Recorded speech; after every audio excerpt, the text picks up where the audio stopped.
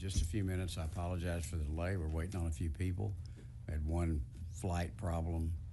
And so if you need to take a quick break or something, you won't miss anything. And it doesn't look like you'll lose the seat, so everything ought to be okay. Apologize for the delay.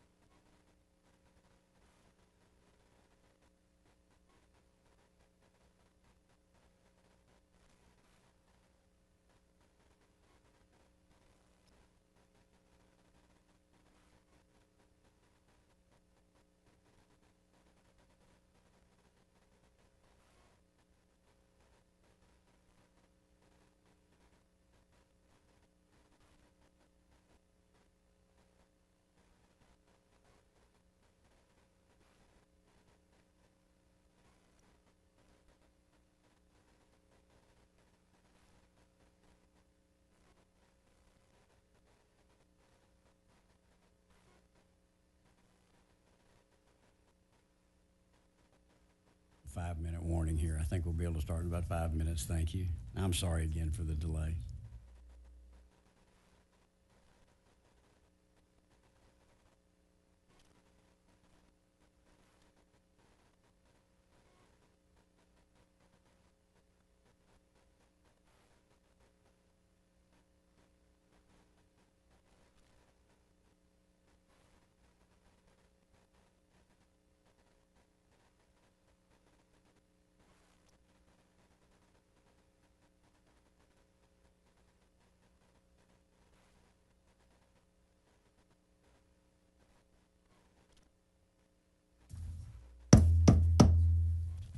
Well, good morning. The Senate Special Committee on Congressional Redistricting will come to order. The clerk will please call the roll. Senator King. Here. Senator Creighton. Here. Senator Alvarado. Senator Hinojosa. Present. Senator Hughes. Here. Senator Miles. Here. Senator Parker. Senator Paxton. Present. Senator Sparks. Eight. Sorry. Seven. That's right. There being 7 members present, a quorum has been established. The purpose of today's hearing is to lay out a bill and to hear public testimony on that bill. If you intend to provide verbal testimony or would like to register a position on the bill, please register at one of the kiosks located behind the committee hearing room. We're going to, because of the number of witnesses today, we're going to limit testimony to 2 minutes. But you're likely to be asked questions by some of the senators, and if you are, that time certainly doesn't count against you, and the senators can ask as many questions for as long a period as they wish. I'm going to close registration at we'll do it an hour after the committee hearing begins, so let's call it. We'll close registration at the kiosks at 10:15 this morning. Members, just so you'll know, registration was opened at 8 a.m. Today. To ensure that everyone will be heard in a timely manner, we will ask 4 witnesses to be seated at the witness table at a time. So I'll call your names, and I may let you know ahead of time that you'll be in the next panel if I can pull that off. Any member of the public may also submit written comments and attachments to the committee via the public input portal. If necessary, we will take a 5 to 10 minute break every few hours so that members can stretch their legs. And also just want to mention, if you see a member get up and walk out, please know that it's not an indication that they aren't interested in what's going on. We have to take a quick break on occasion too. And if they have to go back to the back room and grab a cup of coffee or for the restroom, the audio plays back there as well. So as well as the video, so they'll know everything that's going on when they step out. Members, I know that there's a number of you may have some comments today. I'm certainly available to answer any questions when we lay out the bill. I also will reserve some time. I'm hoping we can take the bill up for vote today, and if we can, I'll certainly reserve time at the end for you to make any closing remarks that you wish to make at that time. If we have no committee amendments on file for today's hearing, we also have some overflow room, and if we end up needing that, I'll announce where those are at. And with that, I'm going to pass the gavel to Vice Chair Creighton.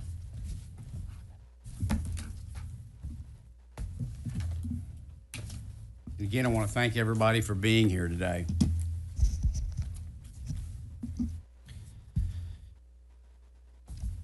Okay, thank you, members. At this time, the chair lays out Senate Bill 4 and recognizes its author, Chairman King. Thank you. And members, the layout's a little bit longer on this than we normally do in committees, but this is such an important issue. I'd like to, with your patience and grace, go into a little bit more detail. And I want to thank all the members of the committee who are in attendance today, and we're all taking time away from home and family and business and everything for the special session. The purpose of this layout is to provide an overview of the bill for the committee and for the public. And just a little context of the special session, on July 9th, Governor Abbott called this special session, which began on July 21st, 2025. The duration of the special session is 30 days. All the topics of the special session are set by the governor, not the legislature. One of the topics for this special session is congressional redistricting, and of course that's the subject matter that we have before us today.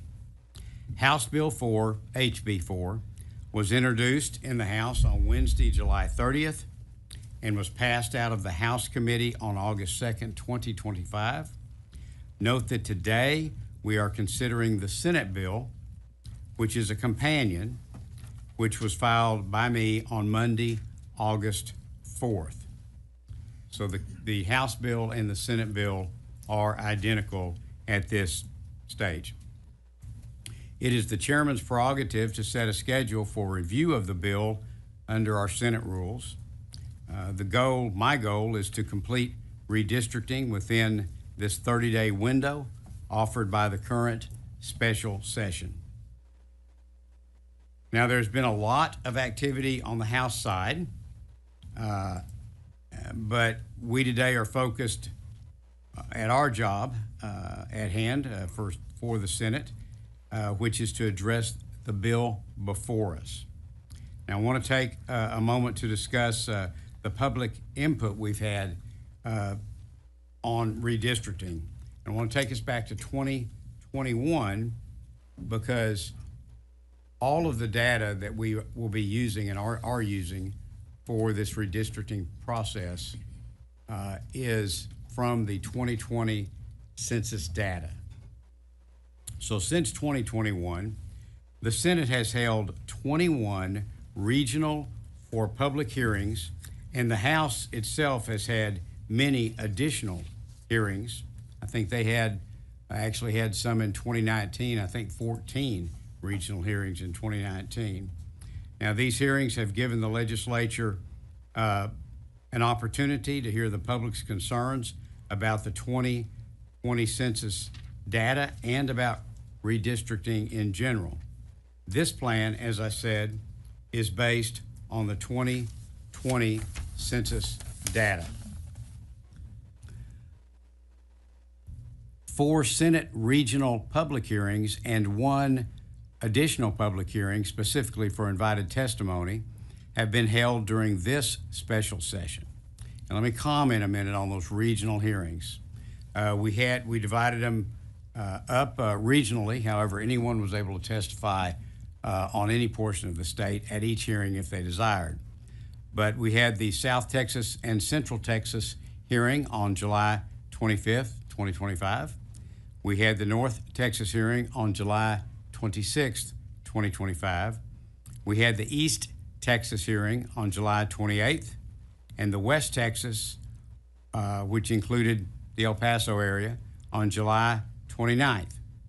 Over the course of these 4 public hearings, regional hearings, we heard from 205 individual witnesses. We had 205 people individually testify before this committee. And as we were utilizing virtual testimony and live streaming, we had approximately 3,852 clicks to the Senate live stream that were recorded. In other words, at over 3,850 times, people entered in to watch the hearings online. Testimony included invited witnesses, the names of which had been given to us by the Senate Democrat Caucus Chair, and sitting members of Congress. Congressman Mark Vesey testified, as well as Congresswoman Lizzie Fletcher, Sylvia Garcia, and Congressman Al Green. We provided the opportunity for the public to provide testimony by remote means, as I mentioned, and sessions were held on Saturday and after hours. We were aware that some people might be prevented from participating due to a long drive, the long distance obviously from Austin if we had the hearings here, or by work or family obligations. And so we did this in this virtual fashion so that as many people as possible could offer their input. And we had just that. We had people testify from all over the state. It was interesting how many people said, thank you for doing this. I'm down in the RGV today, or I'm some other place and I couldn't be there, or there's a House hearing that I wanted to attend and couldn't get to, or I went to the House hearing and wasn't able to testify, so I appreciate you all doing this today so I could do this without driving again to Austin. In addition, on August the 6th, the Senate held, this committee held a hearing for invited testimony, and we invited the following interested parties. Again, these were names that were given to us at our request by the Democrat caucus chair, and many of these testified during our teleconference hearings. Nina Perales with MALDEF, Gary Bledsoe with the Texas NAACP, Ellen Katz with the University of Michigan Law School, Michael Lee with the Brennan Center for Justice, Niyati Shah with the Asian Americans Advancing Justice, Leah Aden with the NAACP Legal Defense Fund, Luis Figueroa with Every Texan, Ramon Palomares with LULAC, Tenias Chavez with La Union del Pueblo Entero, and also we invited the entire Democrat congressional delegation. Again, this was all for the August 6th invited testimony hearing. This hearing was held specifically because there were comments at the regional hearings earlier that a map was not available on which to testify, and so we wanted to give these interested parties and stakeholders a specific opportunity to come and testify before the committee on SB 4, on the bill before us today. We held that public hearing yesterday with, as I said, over a dozen invited witnesses and all of the Democratic congressional delegation, but they all chose to either decline the invitation or not respond at all. So today we're here for the public to testify, which is another reason I wanted to bifurcate, to separate these into two hearings, invited testimony and public testimony, is because I didn't want you to have to wait 2 or 3 hours until invited testimony would be over, as we had seen happen in the House, which wasn't their fault, but I just didn't want you to have to wait a long time. During this special session, we also reopened, actually I think before the session began, the public comment portal, through which any member of the public may provide comments and present documents. As of noon yesterday, we have received 3,668 public comments through the public portal. All of these public comments are being and will be distributed to the committee members, and we are in the process of making these available to all senators and the public on the Senate's website as soon as possible. We've been processing about 400 of these a day, and my staff's not crazy happy about that, but it just takes a while to go through them. We have to redact personal information. We don't want to make it, if you've filed something with the portal, we don't want to make your personal email or phone number or home address or anything like that available to the public. So we're having to go through each one of those that comes in. We're doing about 400 a day, and we're trying to redact, black marker out your personal information. But those are being made available to the committee and will soon be available to all the public and all the Senate members. Now, that brings us to where we are today in this laying out this bill. And I want to take just a moment, if I may, to discuss redistricting history and some principles and legal standards. I believe that I'm correct in saying that redistricting has been addressed during special sessions of the Texas legislature as far back as at least 1871, when they did school district redistricting, and then they did congressional redistricting in a special session in 1882. This also includes special sessions in the past 6 redistricting cycles. They did redistricting in special sessions in 1971, 1981, 1991, 1997. That was actually for the education again, Board of Education. We did special session redistricting in 2003, 2011, 2013, and 2021. The 2021 was delayed because the census data did not come out until the Senate had adjourned in its regular 2021 session. So we had to come back and do redistricting in the special session. My point is the legislature can choose and has chosen many times to redistrict during a special session.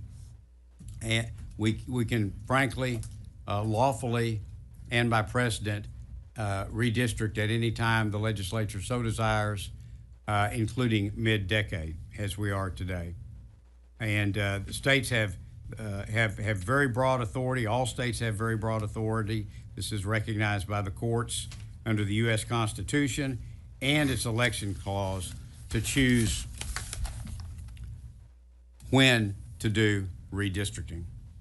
Now, the U.S. Constitution requires that congressional districts be drawn with population as close to equal as possible to achieve the one person, one vote standard. We have some flexibility when we're doing House and Senate maps, but we do not with the congressional districts. This standard is from this one person, one vote standard, is from the Supreme Court's 1964 decisions in Westbury v. Sanders and Reynolds v. Sims. It's also grounded in the 14th Amendment and Article 1, Section 2 of the U.S. Constitution. So, for our purposes of this map that we're considering today, the ideal district size is 766,987 in population. SB 4, I will tell you, meets the one person, one vote standard. Now, please also note for any of the senators on the committee or the other senators in the body, please also note that any amendments that would be presented in this committee or on the floor must meet this same population criteria as well as all other legal criteria. Every proposed amendment here or on the floor, the proponent must be able to demonstrate that their proposed amendment meets these legal requirements. So please be prepared to discuss that if you have I think it'll be floor amendment because we don't have any amendments filed for the hearing today. Now, a little bit about the legal basis for district design. The area of redistricting law is robust, to say the least. I've consulted with our legal counsel, and I am confident that SB 4 complies with the law in all regard. The House came to the same conclusion with HB 4, our companion. Therefore, starting with the position that our map is legal in all regard, I've tried to focus on 2 major issues. My first objective in adopting the House map and presenting this map today, my first objective is to create a plan that elects more Republicans to the U.S. Congress. In contrast to the complications involved with race-based redistricting, political performance, in this case, my objective of electing more Republicans to the U.S. Congress, is a permissible basis for drawing electoral districts. This was recognized by the U.S. Supreme Court in Rucho v. Common Cause and in, I guess it's pronounced Vieth v. Jubileer. Those were 2019 and 2024 cases, respectively. My second objective, and the first was to elect more Republicans to the U.S. Congress.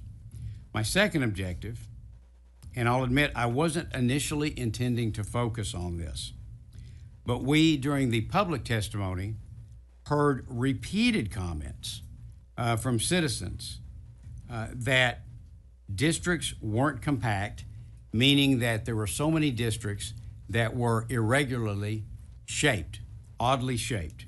Now, districts that are drawn to be compact tend to aid in representation because they avoid the risk of distant communities being being united when they may not have everything in common. And I'll mention my Senate district. I have urban Fort Worth and Arlington, and then I also have rural counties, one with only 4,000. And the districts are different and the needs are different. So you want to try to make districts as compact as possible. It also allows it a lot more ease for the, in this case, the congressional members to travel across those districts. Now, I will say this is a particular difficulty in Texas because we are so large. We're not New Jersey. We're a state of 254 counties and 31 million people. And particularly when you get into West Texas, so many of those counties have only 5,000 or 10,000 in population. So when you're trying to put a district together that has 766,987 people in it, you tend to have to reach in often and grab population from an urban area, but then add a lot of rural counties to it, because that's simply the only way you can meet the one person, one vote requirements that we have in this very large county.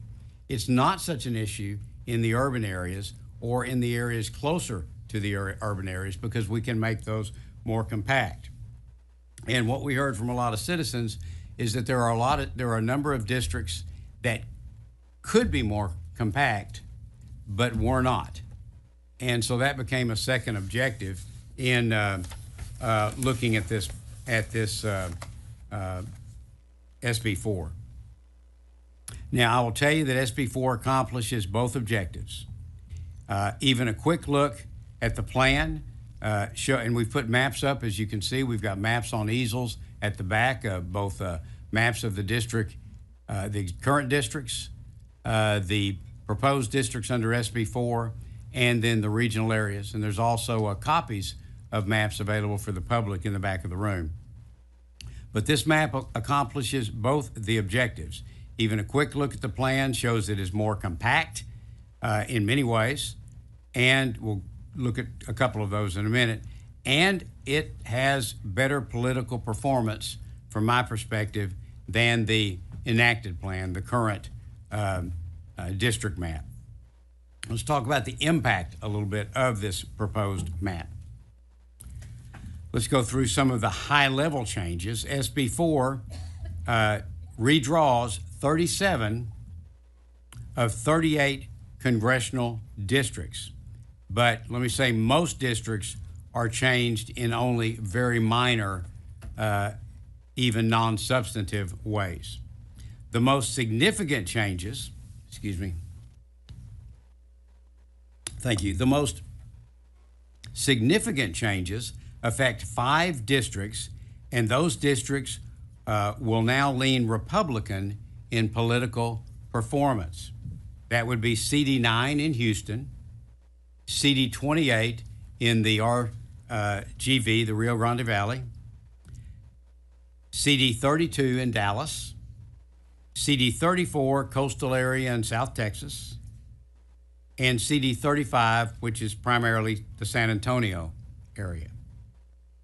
Now, by drawing race blind, which is what I did, I have not looked at nor considered racial data in drawing this map.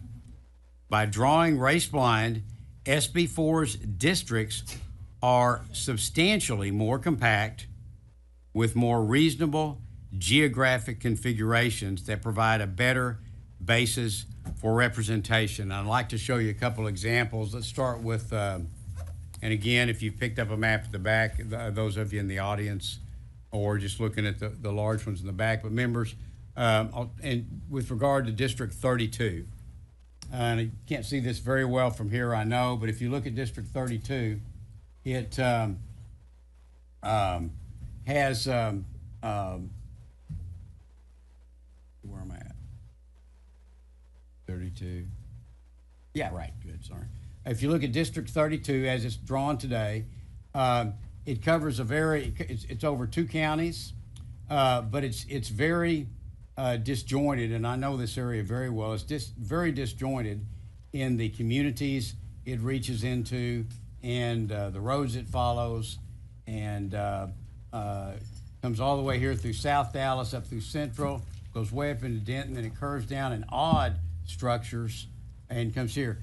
And the way it is done under this map, it is very compact and combines counties in a very really, I think, appropriate way. Another example is District 35. This is probably the best example. It's one people often point to and pointed to often in testimony when they spoke of districts that were not compact. This district begins way down in Bexar County, and you can see it has some population down here. It gets very, very thin, exceptionally thin, as it converses through Guadalupe and Comal counties, up through Hayes, along Caldwell, and then all the way up into Travis, and then takes unique turns and bends in Travis. In the proposed map, SB4, you can see that that CD 35 is now very compact, very clearly structured, and pulls together communities of similar interest with Karnes, Wilson, Bexar, and Guadalupe counties. So it is much, much more compact, and I'll tell you that the existing district is, I would suggest, one of the most oddly drawn districts in the country today. So I believe the map is much more compact than what we have in the current map. Now, and again, as I mentioned, my understanding is that these 5 districts, 9, 28, 32, 34, and 35, should perform on a partisan basis now for the Republican Party. Again, I want to say I did not look at racial data, but for the committee members in your bill packets, there is census data in the bill packets produced by Legislative Council to which you can refer if you wish to. Again, that is public census data. It is not racial data. Now, in conclusion, I would say that SB4, which is before us today, is more compact than the enacted plan, the current plan, and it complies with all applicable law. We've had plenty of opportunity for testimony with regard to redistricting and census data all the way back literally to 2021, and we've had a lot of discussion and 5 hearings thus far, with almost 4,000 people participating and 205 witnesses just before the Senate. We've had ample opportunity, and no one has presented data or a compelling case that this map violates any applicable laws. So it accomplishes what were my 2 objectives. First, that it perform better on a partisan basis for Republicans, but then second, that it be more compact as requested by so many of the witnesses. And with that, I would do my best to answer any questions, Mr. Chairman. Mr. Chairman. Thank you, Chairman. Senator Miles, questions? Thank you, Mr. Chairman. And thank you, Mr. Chairman, for the explanation you just gave. I'd like to start off by going back to July 21st, when we had a joint caucus of the whole, meaning we had the Democratic caucus and the Republican caucus, and this was our initial conversation about this redistricting. Our initial conversation in private, just us. Yes, sir. I want to make it very clear that, Mr. Chairman, when you made it clear that I would be on this committee, and I accepted it, and as well as you and Lieutenant Governor, that my exact words to you were, I couldn't see the fight going any other way. If there was going to be a fight, I wanted to be in the room. So I appreciate you for allowing me to be here on this committee. But what I also said to all of my colleagues, to you of all my colleagues, is I've looked at this process, and if we're going to do this, is what I said to you, if we're going to do this, Senator Hughes, I'm going to expose it for what it really is. If you recall me saying that. I said I would expose it for what it really is, and in turn, each one of you would be exposed for carrying out this racist process. That's what I said to you on the 21st in the Betty King room when we first got together and talked about this process. Does any of my colleagues remember that? I remember your comments. Okay, thank you, sir. Going past the 21st, Mr. Chairman, you said we had 205 individual witnesses testify. You also said that we had 38 that clicked on and watched, and don't know how long they clicked on, how long they watched. We don't have their record. They just clicked on and checked it out and checked it off, right? But we had 205. 205 is the number that you use. People who had testified. Now, citizens, I want you to know, and colleagues, I want you to know, for something as important as redistricting the entire state of Texas, I would believe that there are more than 205 people that would like to have some input. So if that is a point of success that you're speaking of there, sir, I would beg to differ, respectfully. Second, I'm glad and I appreciate, and I'm sure all the citizens of Texas appreciate you telling the truth, being honest. When you looked at that map, you said it was your intention to pick up 5 more Republican seats. Thank you for being honest on that, sir. We appreciate that.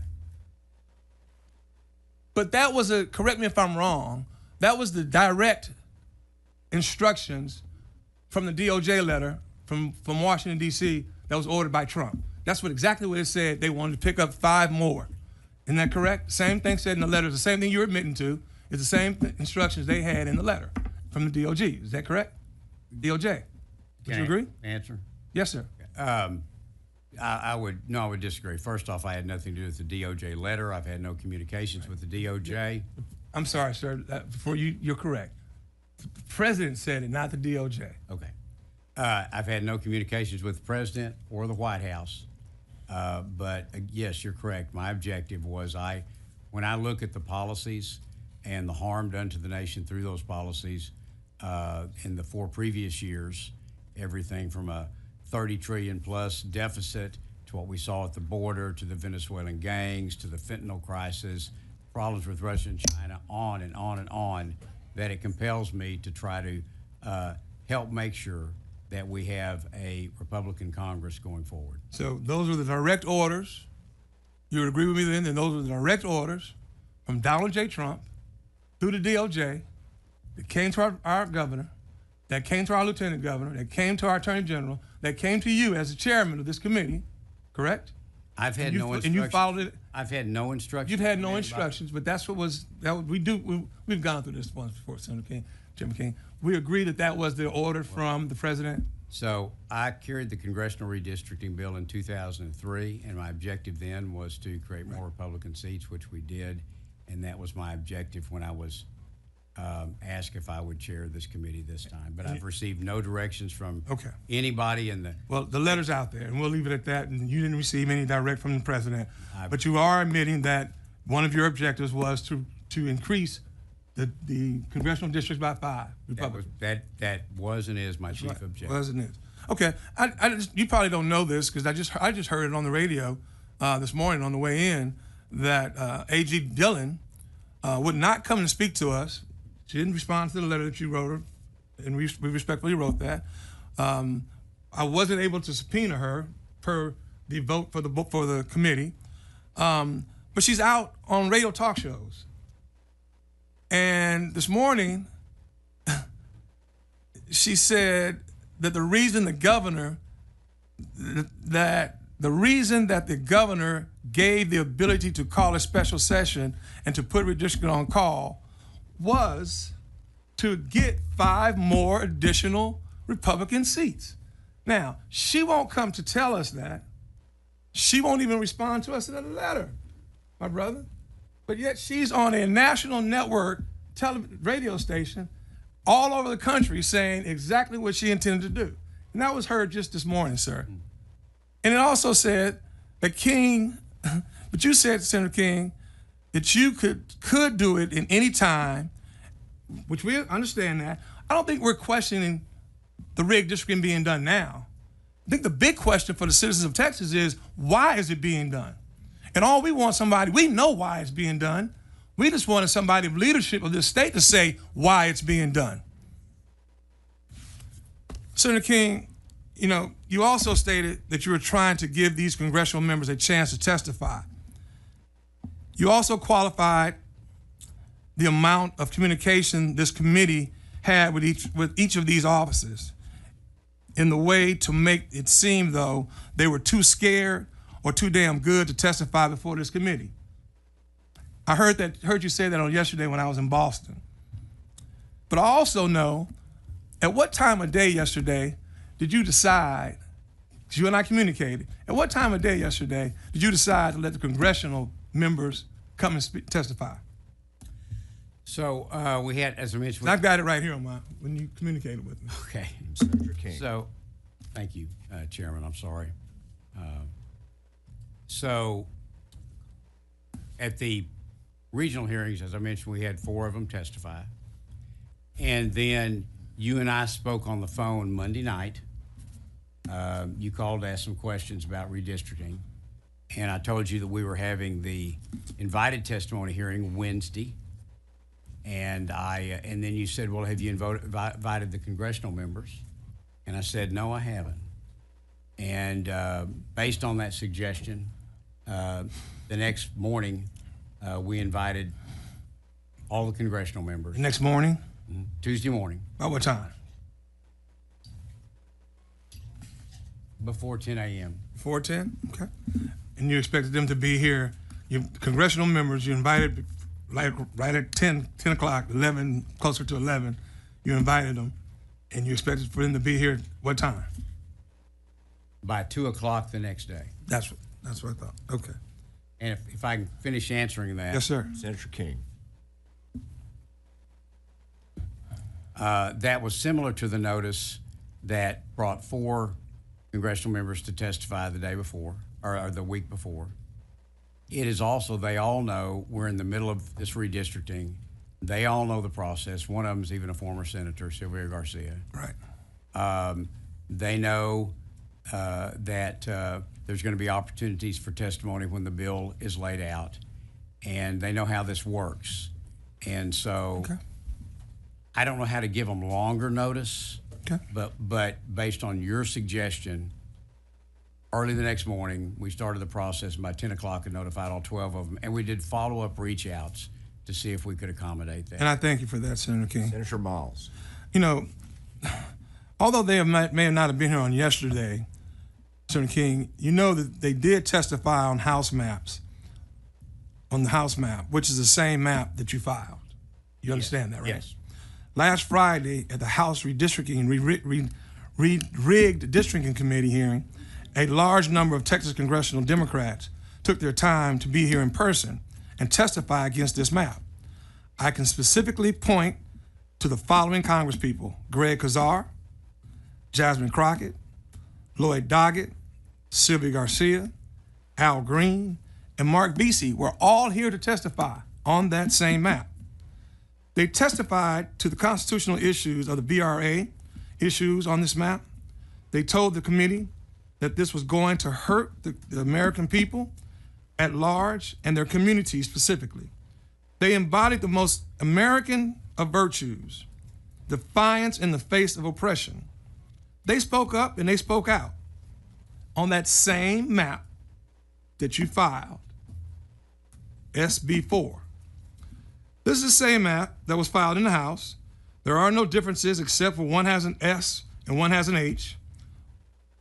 If they choose not to accept the invitation to appear yesterday, that does not take away from their outcry they have made regarding this map. They still feel the same way, Mr. Chairman. We as a committee need to be honest with ourselves. No matter what is done today or tomorrow regarding this map, this is all just a political theater at its finest. And we've been playing it very good in this redistricting. Political theater. Yes, Mr. Chairman, I'm a little angered by the actions of this committee and its pretext. Let us stop pretending that this is about the will of the people. It clearly has been a demonstration of action of this committee and its leadership in the state that we really don't care. Not we, y'all really don't care. Hundreds and hundreds of people have testified before the map came out and after the map came out. And it's done nothing to change the minds and directions of the leadership of this state, Mr. Chairman, members, nothing. Hundreds of people have testified. When we began this hearing, Mr. Chairman, it was stated that your intention was to wait for a map to come over from the House, correct? But when it made clear that this map would not pass the House representatives because of lack of quorum of members, Senate Bill 4 was referred. Now go think about that.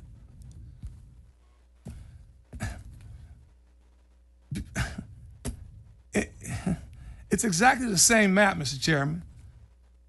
The same copy of the congressional map put forth by the House Redistricting Committee. It is an exact map that breaks apart our minority communities and dilutes black and brown voting power, Mr. Chairman. It's as if the chambers were told, this is the map and this is what it's going to be, point blank, period. I have to ask, were we told that? Were you told that? And I'm sorry, could you restate that question? I would have to ask that somebody must have told you all that this is going to be the map, point blank, period. The same map that's going to break up black and brown voting powers. Because it's the same map as the House. Senator King. Thank you, Mr. Chairman. And I want to correct one thing. My staff just corrected me that when we posted for Wednesday's hearing, we posted that on Monday. And as soon as we did, my staff emailed the staff of every senator on this committee and asked them to be sure and invite anyone they wanted to come to the invited testimony hearing and to just let us know. So actually, we had asked the Senate members to let us know of anyone they wanted to attend, congressional or otherwise, on Monday. So anyone they wanted, huh? That's what you stated. Anyone they wanted? Yes, anyone that they wanted, anyone that you wanted or any other member wanted to testify. Understood. Let us know and to go ahead and invite them. But the question at hand. The question at hand. So I think I'm correct in saying that anytime I've been asked about this, up until the time I decided to go ahead and file the bill, I had said that I was not sure if I would be drafting a bill or if I would wait on the House. As I watched along, as you did, the House hearings, as I learned about this map, no one ever handed me a stick drive with a map on it. No one emailed me anything and said, file this. Nobody did anything like that at all, from inside this building or outside this building. But I made the decision to adopt, as it were, HB 4 because I saw that it complied with the law and that it, from a partisan perspective, performed well, and that it was more compact than in some regards than the existing map. And so I decided to file the companion bill. I did talk with the House author about that. So yes, but this bill is adopted from the House. I didn't adopt it because it's the House's bill. I adopted it because it achieved those objectives that I mentioned of improving compactness and most importantly, performing better from a partisan perspective. So a simple yes answer to the question, yes or no, is you were not told that this was going to be the map that we gave Texas? No, I've never been told that. Okay, thank you. No. Mr. That was, I just want to clarify the I question. believe excuse me, Mr. Chairman, I'm sorry, I'm jumping in, but I believe I had Senator King. full freedom to file any bill, any map. Yeah. So as I asked you on the floor many times, along with our other colleagues, so it's just coincidental that they just happen to be the same map? Mr. Chairman. Senator King. No, it's not coincidental at all. I studied the House map, watched some of the hearings, had asked our legal counsel to review the House map to determine if they agreed that it was legal in all respects, and decided it was a good map, better for Texas, better for the nation, and that's why I decided to go ahead and file it. Well, thank God. Senator Miles. Thank you, Mr. Chairman. Thank God that in this particular special session for redistricting, it's not going to pass the House. It's going to be dead on arrival. We'll be here again for the next special session for redistricting. But Mr. Chairman, just a little bit more. Why are you further wasting taxpayers' time going through this motion? Are you just fast tracking Trump's racist agenda to get his approval so that we can,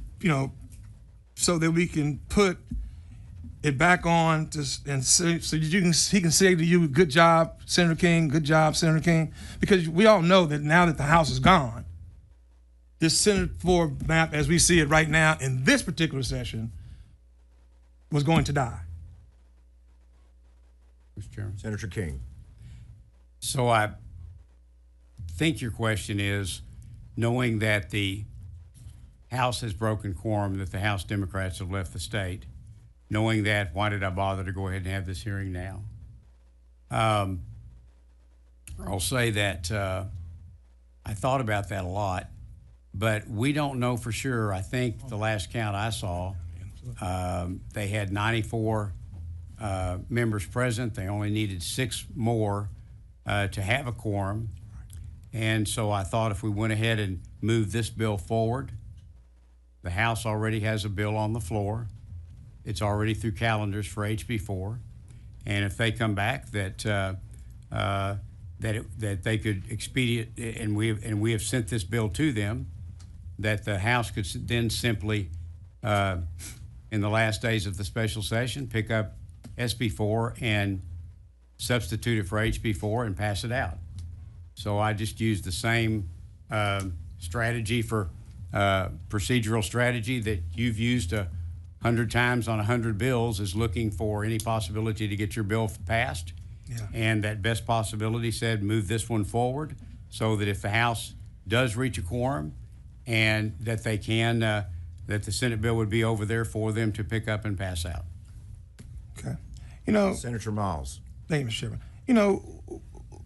We as a Texas Senate, I remember back when we used to take pride, a lot of pride, colleagues. I want y'all to hear this. I remember when we used to take a lot of pride in standing against the federal government telling us what to do here in Texas. Those are some good old days. But here we stand today doing exactly what the president's orders the governor to put us up through. It's kind of like the president told Governor Abbott to jump, and he asked how high. It's ridiculous because we had some rich days in being able to tell the federal government what we weren't going to do that they told us to do, Senator Hughes, Senator Paxton. And that's when we stood for something.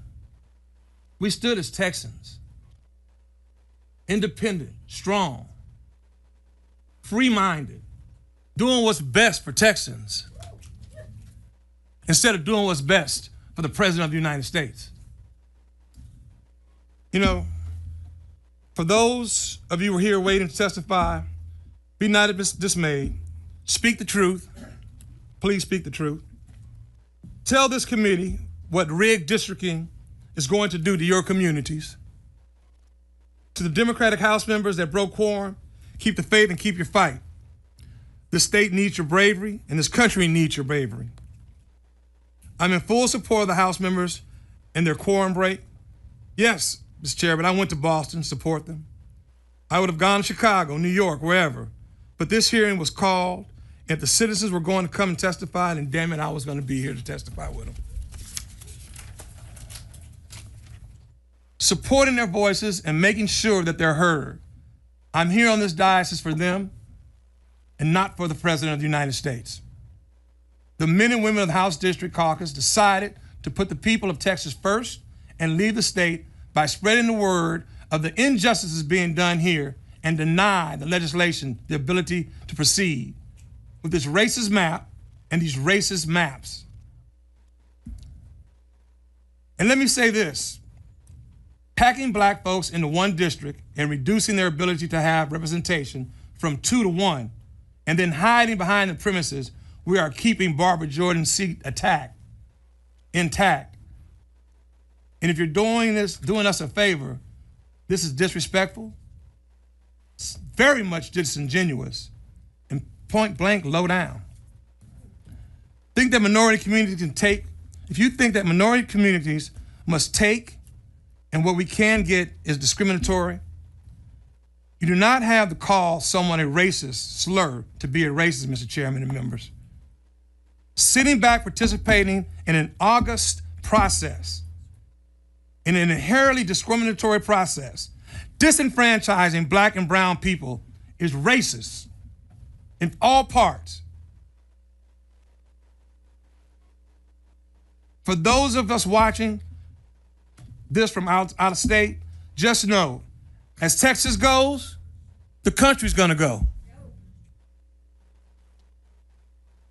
Texas may be the first to be redistrict or rigged district, but your state is next. Finally, for those of you who are watching, yes, the Republicans have stacked the deck. And the passage of this map may happen. But I want all of you to know who are watching, they want you to be discouraged. They want you to be dismayed. They want to give you a reason to stay at home on election, but don't let them do it. This is my call to arms for you. Your vote is your weapon. I repeat, your vote is your weapon. Show them how you get down, and you know how you get down. Make sure that these maps don't give them what they want. Take yourself, take your neighbor, take your friend, take your parents, take their family, take them all to the voting box. Show them who we are. And let them understand that you are Texans. And Texans, we stand for something. Together, we keep the faith, we keep the fight, and together, we'll win. Okay, at this time, the chair would like to remind those watching and participating today that registration will close in a little less than 10 minutes. So if you have not registered yet and you plan to testify today, please get your registration accomplished at the kiosk just outside the hearing room. This room is getting full. We have overflow rooms as well for those participating. Audio and video should be playing live from that room. You'll hear if the chair calls you to testify. Our overflow rooms are E1016 and E1028, and if needed, E1036 for anyone that needs additional space or to take a seat. I also want to remind those participating and watching that any reactions from the audience is not allowed in our hearings. We have to make sure that everyone with us is respected, everyone can see and participate and hear, and so there won't be any jeers or clapping or reactions or snapping from the audience. You'll hear some things today that you like. You'll hear some things today that are frustrating. But help us all and everyone that's here be respected and participate in the process without interruption. At this time, the chair will open up public testimony. Mr. Chairman. Senator Hinojosa. Thank you, Mr. Chairman. I couldn't say it better than our colleague, Senator Miles, but just a couple of points and questions for our chairman. Yes, you're recognized. Yeah. one of the things that I look as I saw the map and I understand the goal of electing more Republicans. The reality is that the map, especially in South Texas, as you want to make it more compact, you're really dividing communities that have a common interest.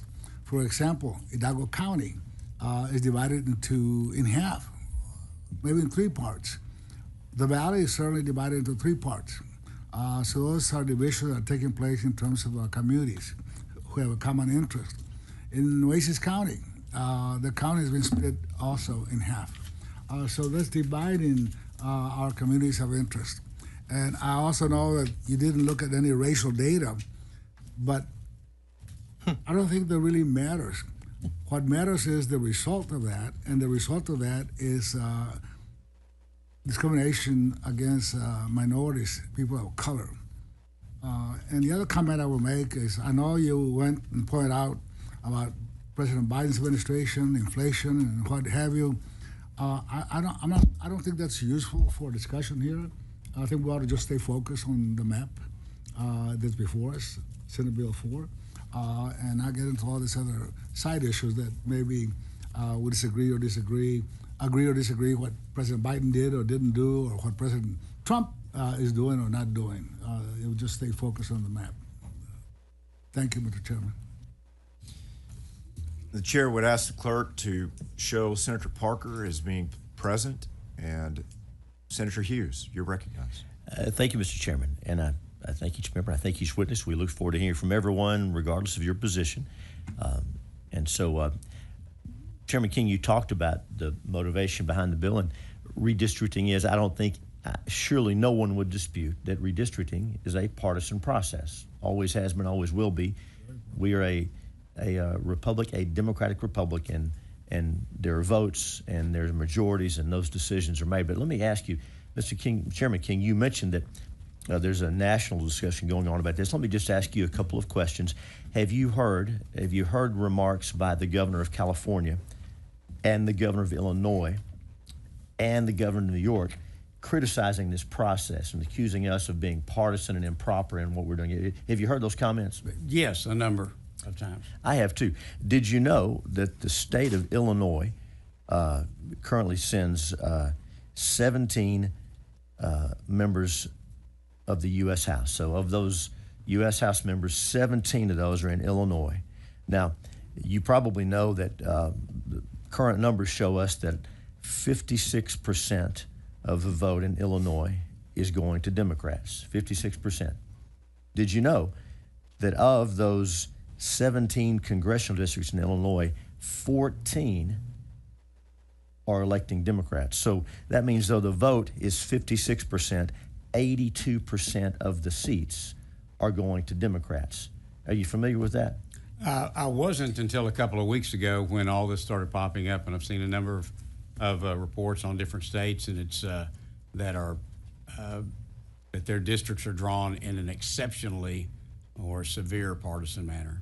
Senator, to your point, as you know that in the state of New York, where they have 26 members of the U.S. House, 26 in their delegation, Democrats get about 58% of the vote, but they have 19 of those 26 districts, 73%.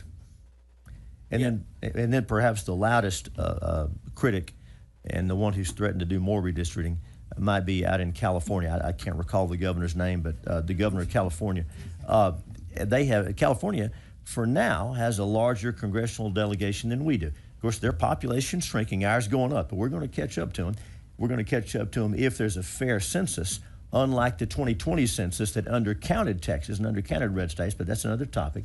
But in the state of California, where about 62% of the voters are voting for Democratic candidates, they have 52 members of Congress, and 43 of those, 43 out of 52, 82% are drawn to elect and are electing Democrats. I would note that they claim to have a nonpartisan redistricting commission there. Doesn't sound very nonpartisan to me. So a little context, Mr. Chairman, as we think about the partisan approach to these maps. And Senator King. And I understand, I was speaking with someone from Massachusetts this morning, and they have 9 congressional members, and although they have a pretty substantial Republican voting bloc there, all 9 are drawn to be Democrat districts. So in Massachusetts, where President Trump got in the mid-30s, almost in mid-30s of the vote, there are 0 Republican congressmen from Massachusetts. 0. 0. Thank you. So, Mr. Chairman. Senator Miles. So, Senator Hughes, what's your point?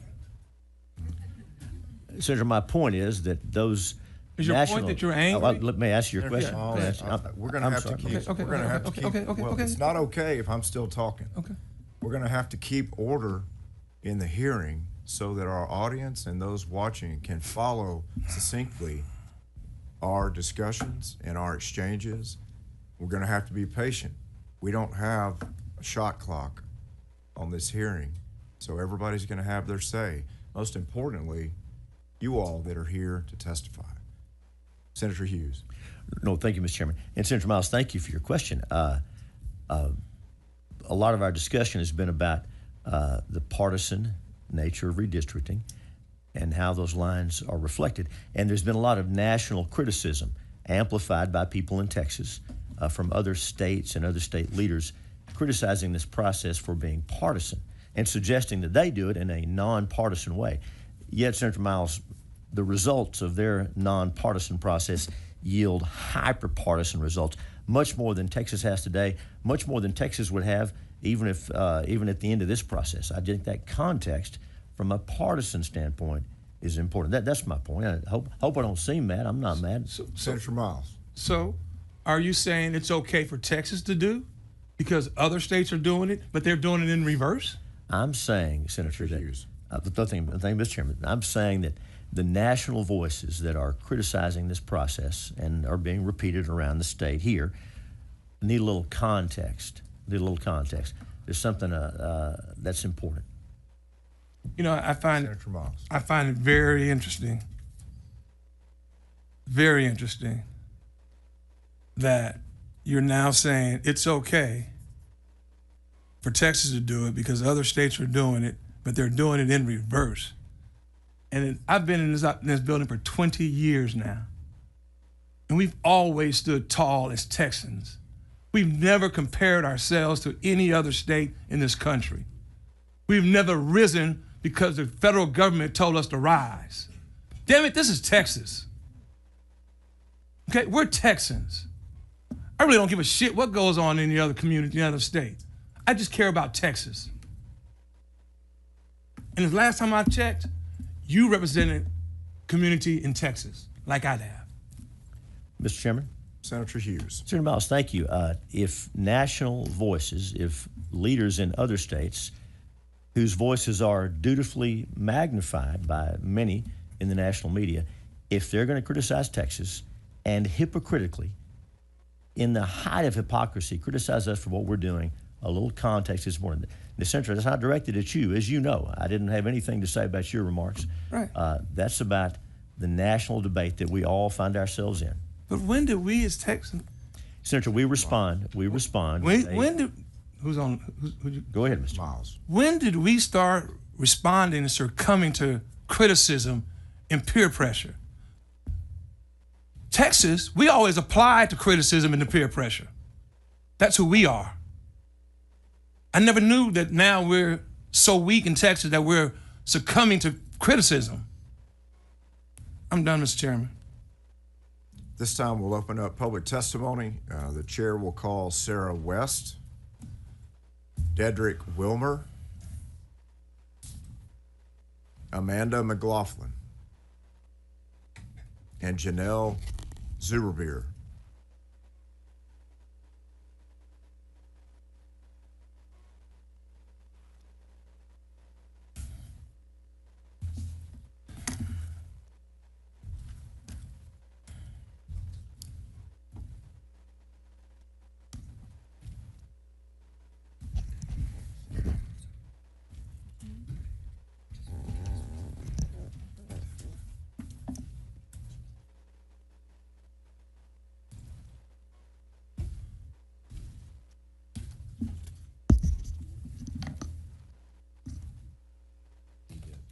Is Janelle Zuberbeer here with us today?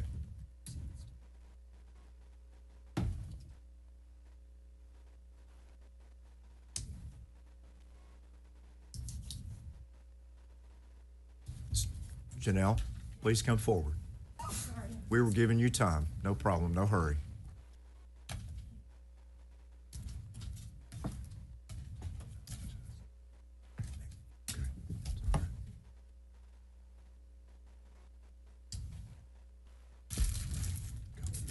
Ms. West, you may begin.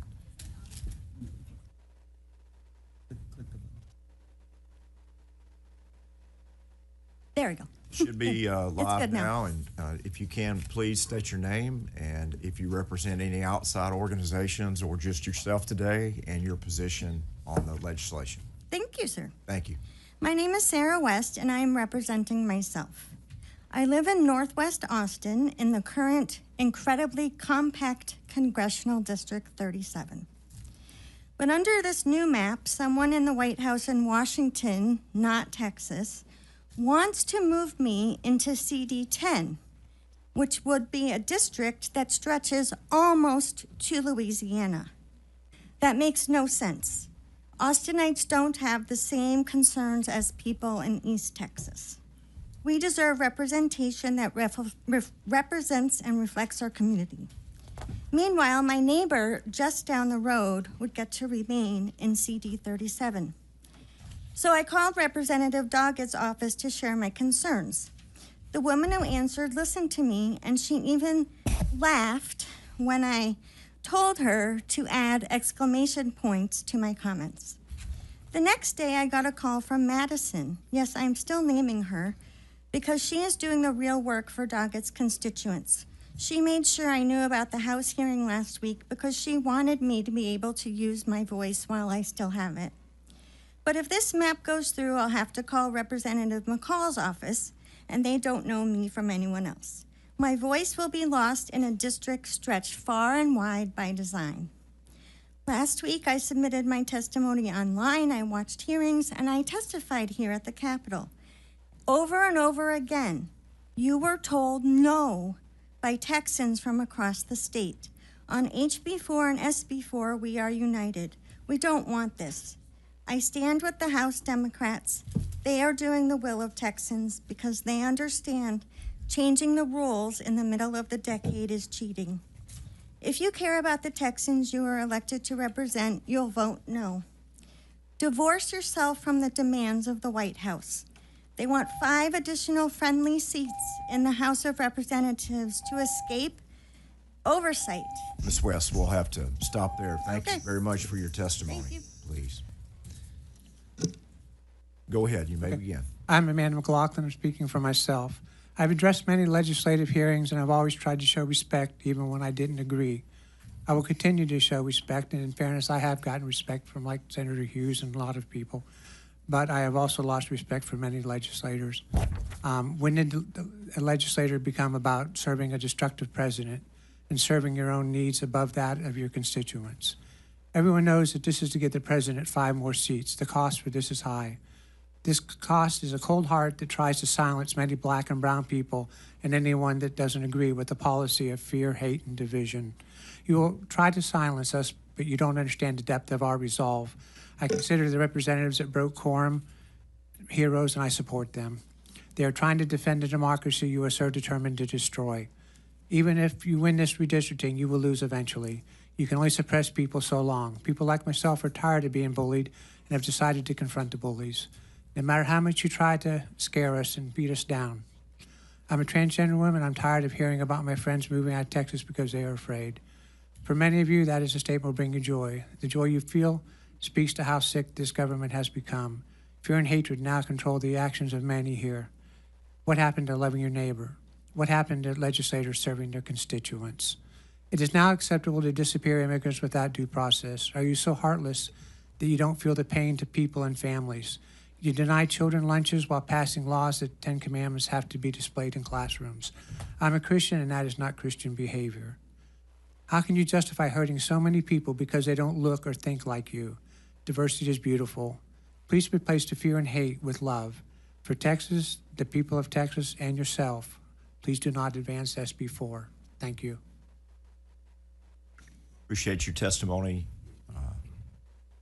You may begin. Thank you, Chairperson and members, for allowing testimony today. I am a proud union member of the Communication Workers of America, a single mother of biracial daughters, and a U.S. Army veteran.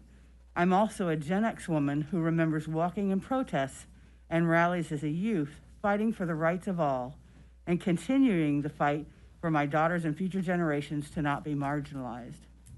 To see that you are more worried about rigged districting only because Trump told you to. If I could interrupt you, if you could state your name for the record. I apologize, Janelle Zuberbier.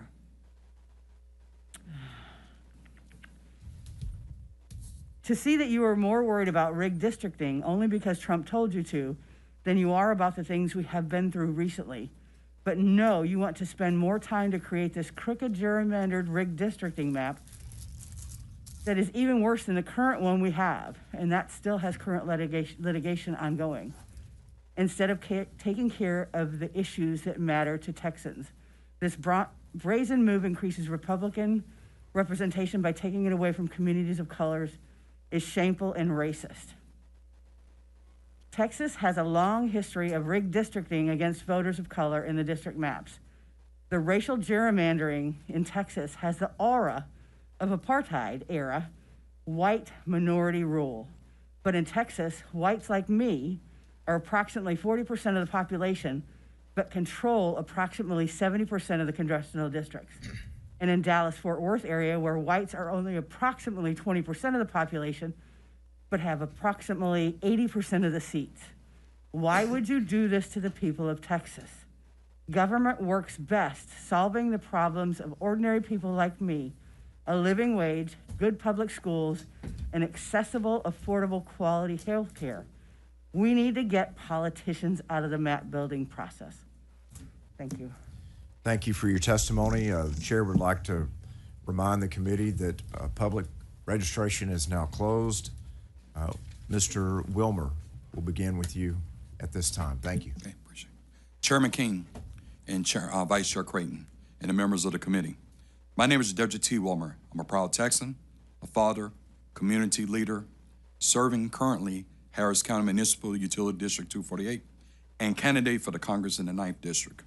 I come before you today not just as a candidate, but as a citizen deeply concerned about the direction of our state and this country.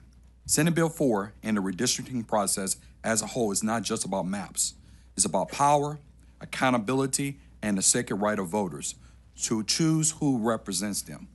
Let me be clear, I support fair and constitutional redistricting, but I also believe the process has too often been hijacked, not by policy, but by politics. When your colleagues fled the state to avoid voting on the issues critical to Texans, they not protect democracy. They protected seats. They protected feelings. In doing so, they turn their backs on the very people who elected them. People who expect their leaders to show up when it's hard. Redistricting should never be driven by racial fear tactics, unfounded accusation of discrimination meant to shut down an honest debate, but that only delays our real progress. Texas is changing, yes, but that change should be embraced, not manipulated. Our voters are smart. They're engaged. They deserve the opportunity to decide what's best for themselves, not to those decisions shaped behind closed doors or avoided through walkouts or staged media moments with our out-of-state governors.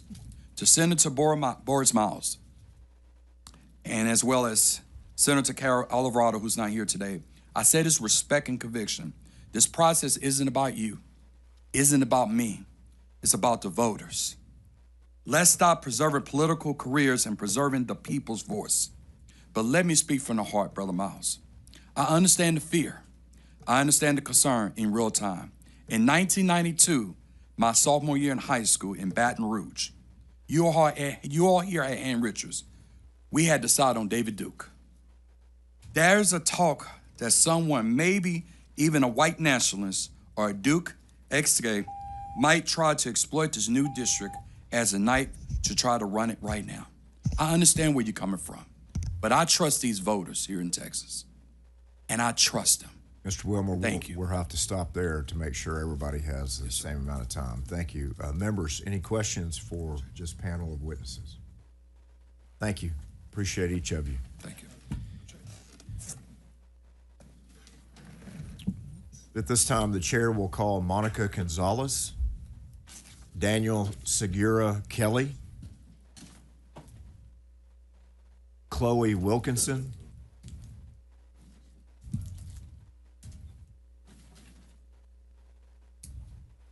and Machia Money.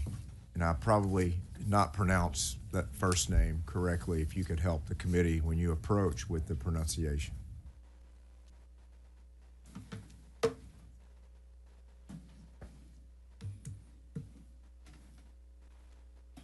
How do we properly pronounce your first name? Miosha Money. Miosha. Beautiful name. Thank you. Sorry I mispronounced. It's okay. Thank you. We'll begin with you. Good morning. My name is Monica Gonzalez. I am a nurse and a proud member of National Nurses Organizing Committee and National Nurses United Texas. I live in Burnett County, and I currently work at Ascension Seton Medical Center in Austin. I've been there for 21 years on their neuromed-surg unit. I'm here today to speak out against this racially discriminatory redrawing of our congressional maps. As a nurse, we value caring, compassion, and our community. We care for anyone and everyone who walks into our hospital, no matter their political affiliation, gender, immigration status, race, or class. What we are now witnessing in our state with redistricting is a stark contrast to these values. The governor should focus this special session on issues everyday Texans are experiencing. This time could be much better spent. For example, in July, Congress passed a budget reconciliation bill that will have devastating impacts on healthcare access for millions of our patients. Many states have been scrambling to figure out what to do with the same level of federal funding for programs like Medicaid. Governor Abbott, instead of showing concern for our patients who may soon lose their healthcare coverage, has called a special session to further Trump's agenda. I am furious at our state elected officials who are using this time to further consolidate power instead of putting forward solutions to our impending healthcare crisis. Additionally, Texans are still wondering when the legislature will address flood relief and disaster recovery. As nurses, we see the devastating impacts natural disasters can have on individuals' health and entire communities. Texans deserve to know that they can rebuild and recover. This is about taking power away from everyday Texans and preserving power for the wealthy. This is a direct attack on democracy and the political power of working people. Nurses are sick and tired of watching elected leaders prioritize their donors and their agendas over the needs of Texans. Greg Abbott is letting Trump take over Texas with this redistricting scheme, and they're trying to suppress the votes of Black and brown folks across our state to further diminish our voice and power. Thank you so much. Go ahead. Hello, my name is Chloe Wilkinson. I am the Secretary of Texas Young Democrats. I'm going to repeat some points from my House committee hearing speech, but first let me just say to the Senate Democrats, thank you for your support with House Democrats breaking quorum. We need them to know that they are supported up and down from across the state by everyone. But let me just talk about why this redistricting is especially bad for Austin. I have lived in Austin for 4.5 years now, and I have 7 years of campaign experience. So I do sort of know how this is going to affect us from a field and constituent service perspective. First off, there was mention that these maps are compact, but when you look at the districts that represent parts of the greater Austin area, like CD10, CD11, and CD27, those are not compact districts. If you put them in a circle, they would not even constitute 25% compactness. Secondly, I really want to point out that we talk a lot about different racial groups are not monolithic. Why is it that the only congressional district that was majority white that voted Democrat is suddenly gone now? Also, CD37, if you look at it, it is 50% Hispanic, but in reality, because West Austin is completely segregated and is rich white people with a 17% higher voter turnout rate, it is in reality a white district that looks like a Hispanic district. So I really want us to realize here that this map may have been drawn race blind, but it is in fact going to hurt communities of color. Thank you, and I'm happy to take questions. Appreciate your testimony. Hi, good morning, committee. My name is Daniel Segura Kelly. I'm speaking for myself. Today, I'm conflicted because Texans experienced an enormous loss of life on July 4th due to a natural disaster that we could have been better prepared for. Now could be an excellent opportunity to bring Texans together and solve big problems. One of those problems is that Texans believe the congressional maps have been designed to break communities apart, and they're not wrong to think so.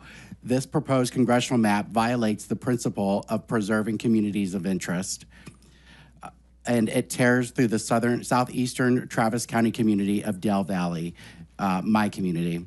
Texans don't believe that our congressional maps fairly represent our communities, and Texas Republicans are now acknowledging that there is a problem with our maps. So we agree, Texans agree, we can be using this time to pass legislation that many Texans want, legislation that would establish an independent redistricting committee. Instead, we're here fighting MAGA Republicans from establishing a one-party state. Many who have spoken have tried to appeal to the rationality of their Republican colleagues. I need to direct my words to Senate Democrats. My uncle was the general superintendent of the Church of the Nazarene.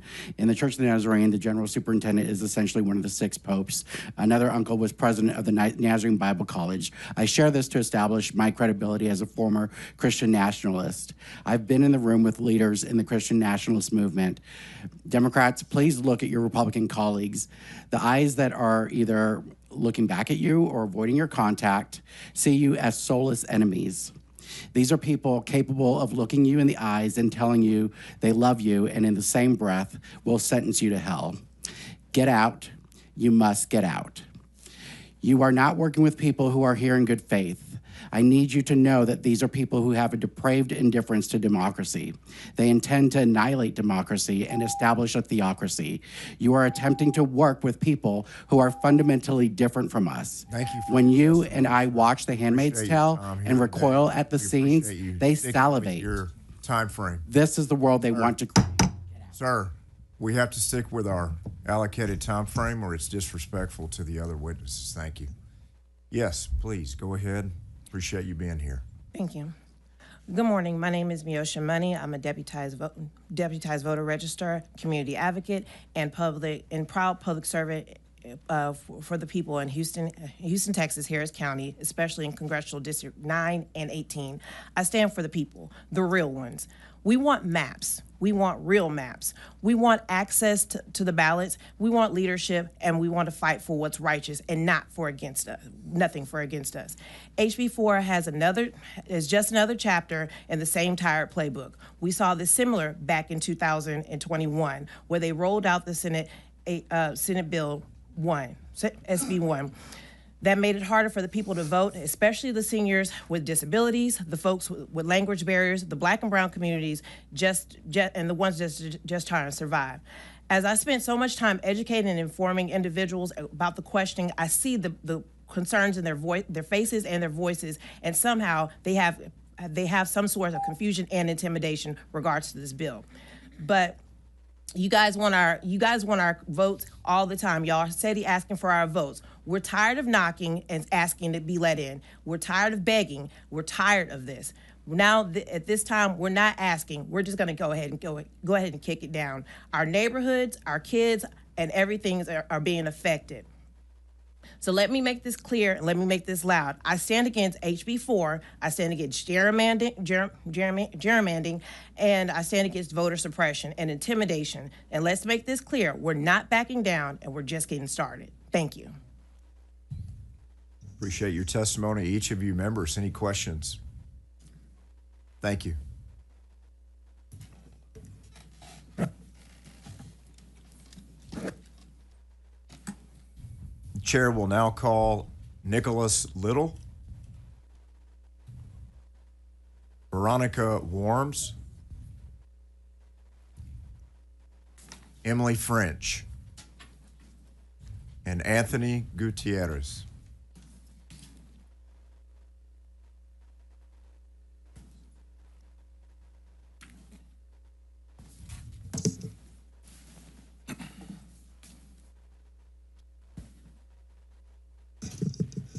Anthony's on his way in.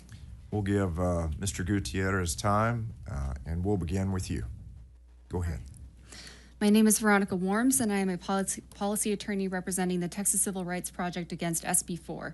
This map is a blatant attempt to rob Texans of color of their political power. Despite the fact that 95% of Texas's population growth was in communities of color, the 2021 maps did not produce additional opportunity districts for Texans of color. This proposal makes an already discriminatory map that is still being litigated even worse. If it were implemented, white Texans who comprise only 40% of the population would control 79% of the congressional delegation. Texans know an unfair system when they see one. The district lines here cannot be explained away on partisanship. As the Supreme Court noted in Bartlett v. Strickland, a state intentionally destroying effective crossover districts raises serious constitutional concerns.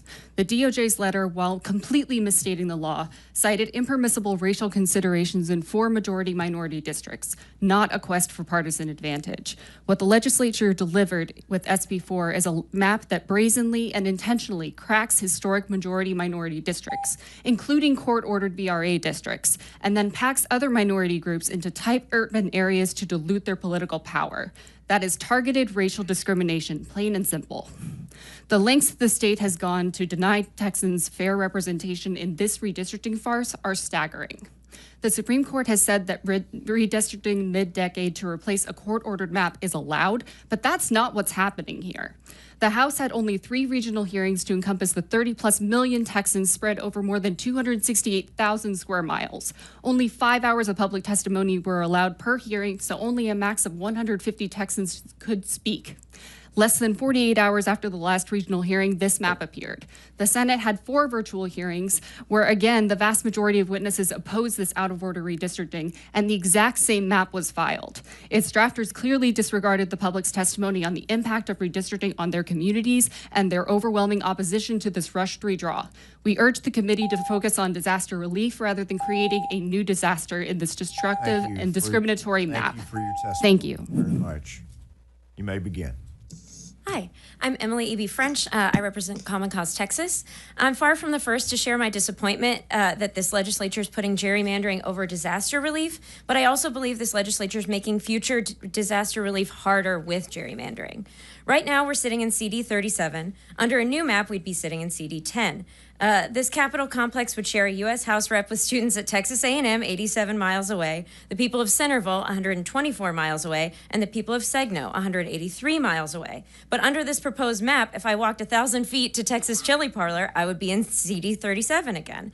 Imagine that you live at the Capitol, which I'm sure is not hard for many members of this committee, and a natural disaster strikes. Let's say that the power goes out, my phone has like 15%, I only have enough juice to call my congressional rep. I want to use this constituent services to find resources, locate warming or cooling centers, and connect with other folks who are helping out near me. If my friends at Texas Chili Parlor have to walk over, these maps would force them to get help from a different representative. By drawing our communities apart, you're making it harder for neighbors to help each other. If my cousins in Pflugerville need help, these maps would force them to call a different third representative in CD 11, who would also represent our uncle 65 miles away in Llano, the people of San Angelo 180 miles away, and Midland 283 miles away. Pflugerville is 14 miles away from the Capitol. This map has Pflugerville in with Midland and the Capitol in with Segno, and Midland is 430 miles away from Segno. That is 11 and a half Rhode Islands laid end to end. I believe the chair and I have different definitions of the word compact. I'm a lifelong Texan. I was born in Houston, where hurricanes constantly happen. I was raised in Tornado Alley. I now live amongst freezes and floods in central Texas. When natural disaster strikes, I lean on my neighbors and they lean on me. This map makes it harder for Texans to help each other. Please do not pass it. Thank you. Mr. Little. Good morning. First, giving my regards to the chair. Vice Chair, my state senator, Senator Boris Miles over here. It's a privilege and a pleasure to be here. I'm here, I represent the Houston branch NAACP. I am also a Navy combat veteran, graduate of the United States Naval Academy, class of 2008, and I'm a Texan. And I'm here because I'm here advocating and speaking on behalf of the constituents and the people of Houston who feel like they are voiceless or feel as if, if they're not at their table, that they're on the menu.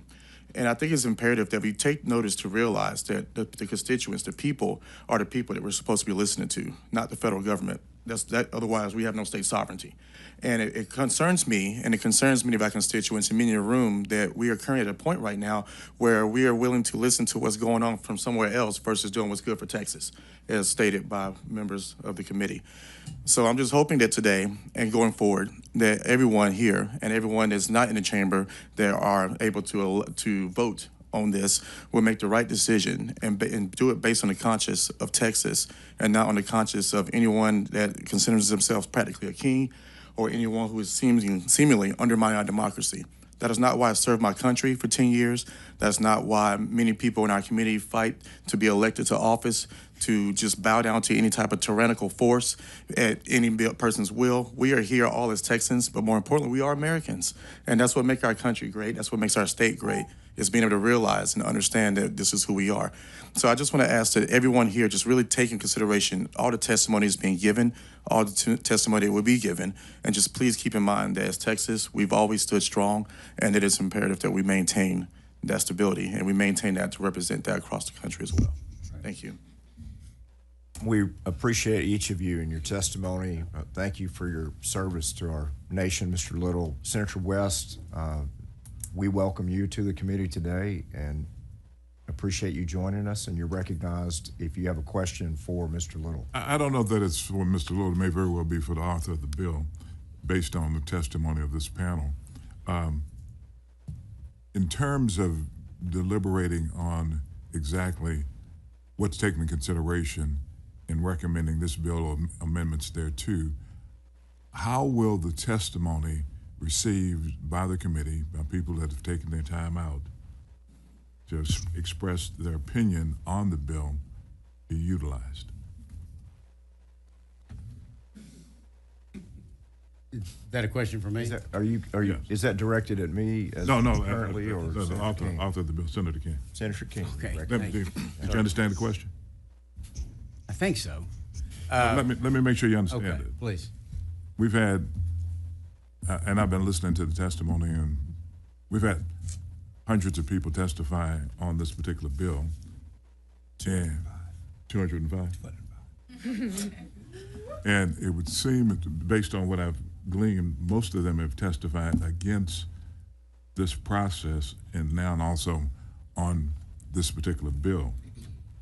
And my question is, in terms of what your recommendation is going to be on this particular bill or amendments requested, how will the testimony of citizens that have taken their time to testify be taken into consideration? Certainly. Mr. King. Thank you. And as to amendments, we'll just look at each amendment independently, and those decisions will ultimately be made by I guess it'd be floor amendments, and they'll be made by the 31 or 30 now senators on the floor. They'll make that decision in a vote on each amendment. I would say as to how his testimony taken into account, I think each senator represents their roughly 1 million people in their district, but they also represent the state as a whole, and I think each senator will. In all due respect, that's not the question I asked about the other senators. Well, Senator West, let him complete his thought, because he may end up at that destination. You may end up, okay, all right. Yeah. I think I'm getting there. But I was just going to say each of us will take into account all the information put before us, our personal analysis of the bill, what we believe that our district wants, I think, and the testimony that was provided both in the Senate and probably in the House too. I watched some of the House hearings, and contacts that we're getting from constituent calls and emails and letters, and I think I would expect we would all take all of that into account in making our decision on how to vote on any amendment or on the bill itself. Okay, Senator West. Thank you very much, Mr. Chairman. I was referring to you, not everybody else. I mean, as the author of the bill, you are going to have to make a determination as to what bill actually comes to the floor for consideration. And normally what we do in this process that I've been involved in for a long time now is that we listen to the testimony, and based on the testimony, we take the bill, end up having a substitute and things of that nature based on the testimony that we hear. And so I guess the question I'm asking is not as it relates to other senators, but more specifically as to you as the author of the bill. Are you going to take into consideration that hundreds of people that have testified showed up at these particular hearings in deciding what bill and or substitute that you will bring to the floor? And if so, how will you do that? Senator King. Well, my intent is, as chair, to bring the bill up at the conclusion of testimony today for a vote before the committee, and to recommend that the committee favorably report the bill to the Senate. And then if it passes out of the committee, and if it's brought to the floor, then it would be my intent to recommend to the floor that we support the bill. Okay, so the testimony that you've heard over these few weeks has been loud and clear that this process is not favored by Texans, correct?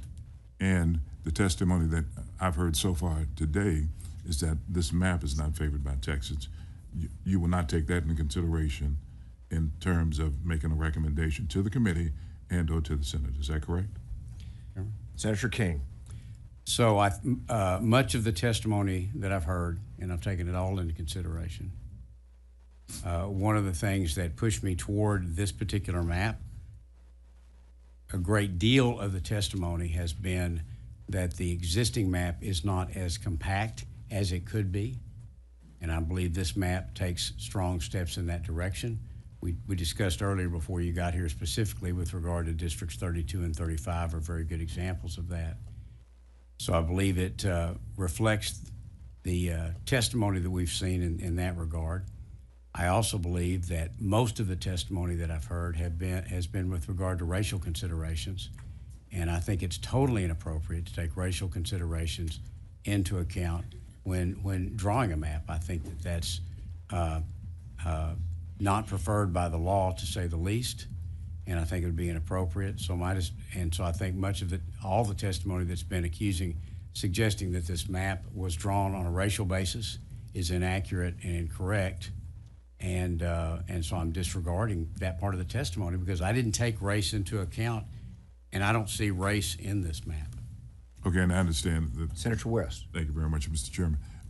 At all due respect, when you begin to look at the map itself and take into consideration not just the map, but the whole process, 2021, we had a map that the Attorney General in the state of Texas is defending in federal court right now. And then we get a letter. Trump says that he needs 5 seats from Texas. And then we get a letter from the Department of Justice. I think that's a chronological order. Mm-hmm. Then all of a sudden, there's no map, because I've asked you about maps, and then a map shows up in the House. Then we have the quorum, the parliamentary use of quorum breaks in order to stymie the efforts, and then another map is filed over here. I think that's the order of the events.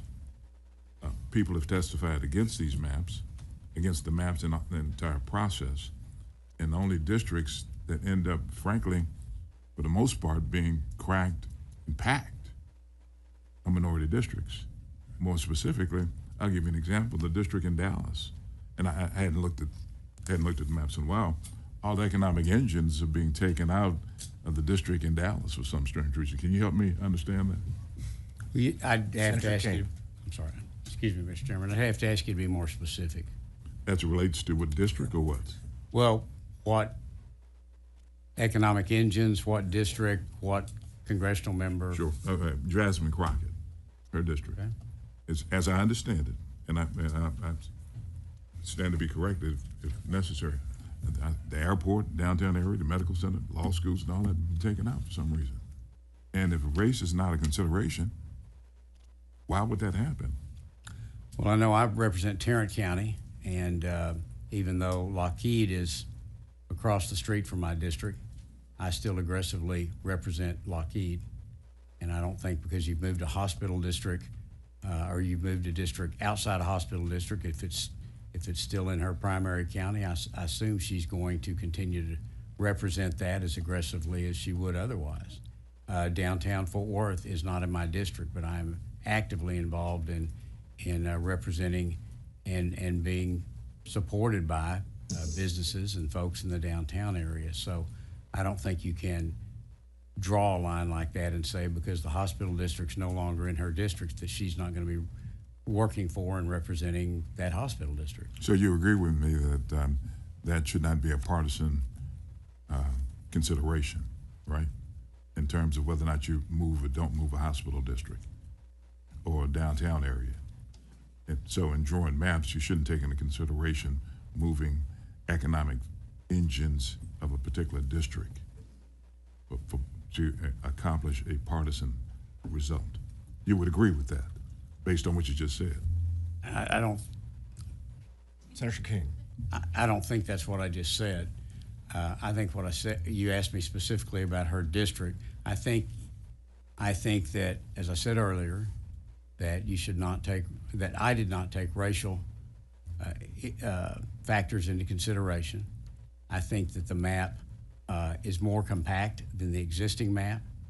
I think that it achieves the objective that at least I had of performing better from a partisan perspective for Republicans.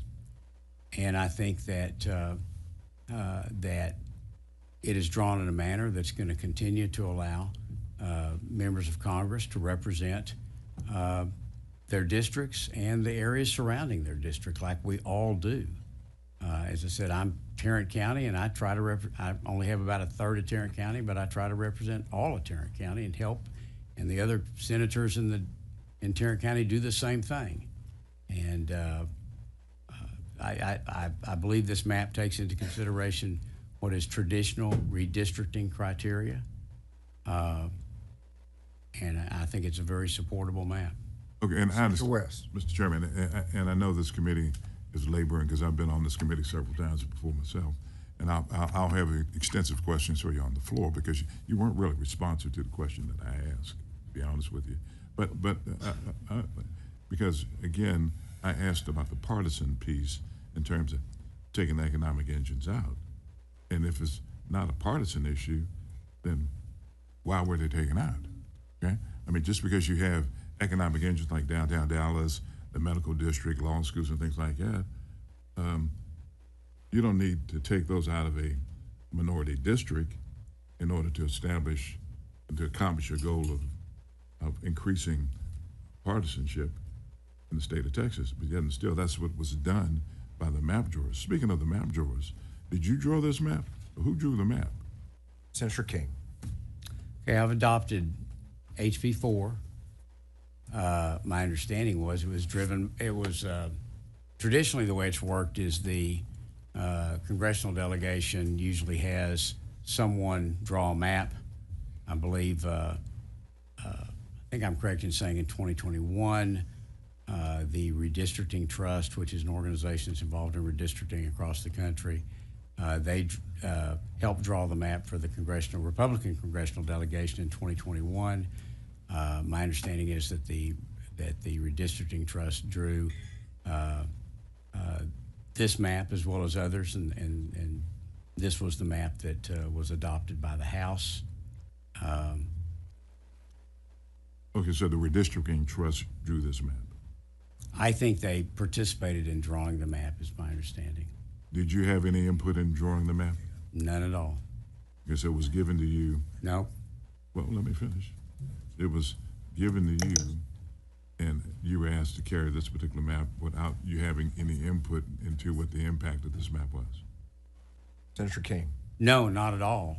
As I've said repeatedly in the hearings and in caucus, that I considered drawing a map. I had been considering waiting for the House map to come over. No one ever handed me a map. I was not given directions on whether or not on any map to take.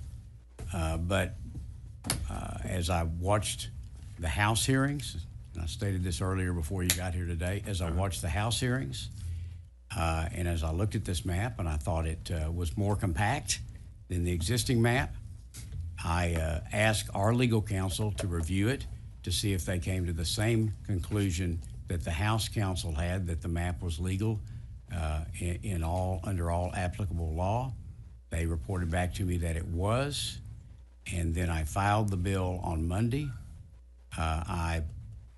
Rather than wait for the House bill to come over, because things were stalling in the House, which is a procedural and way of passing legislation the same way you've done it 1,000 times over your decades in the House and the Senate. Decades. Okay. Okay. If you're working on a companion bill and the bill on the other side of the body begins to stall, then you will file it over here and try to get it moving as a companion.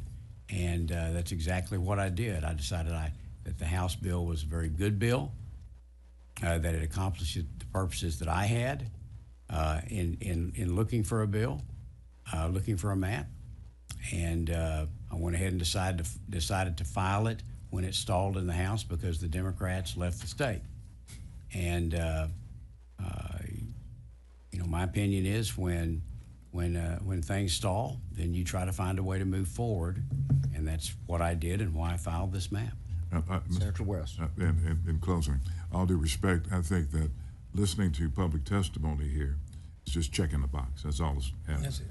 The reality is that this testimony that is being given by citizens of the state of Texas is not really going to be taken into consideration, given the fact that you've already said that whatever happens in terms of testimony of citizens, you're going to make a motion today to approve this particular map and send it to the floor. That's what I heard you say. Is that correct? Senator King.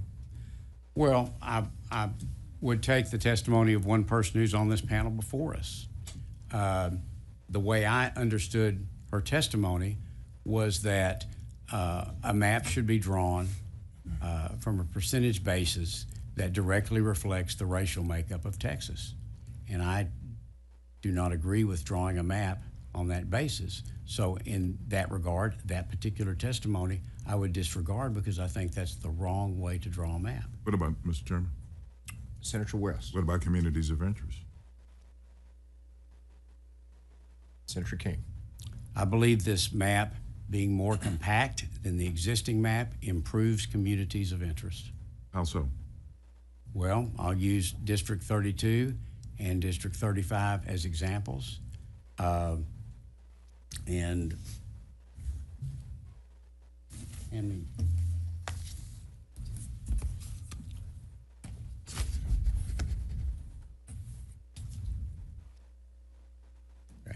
District 35, for example, now begins way south in Bexar County, takes extremely difficult jigs and jags as it progresses all the way up into northern Travis.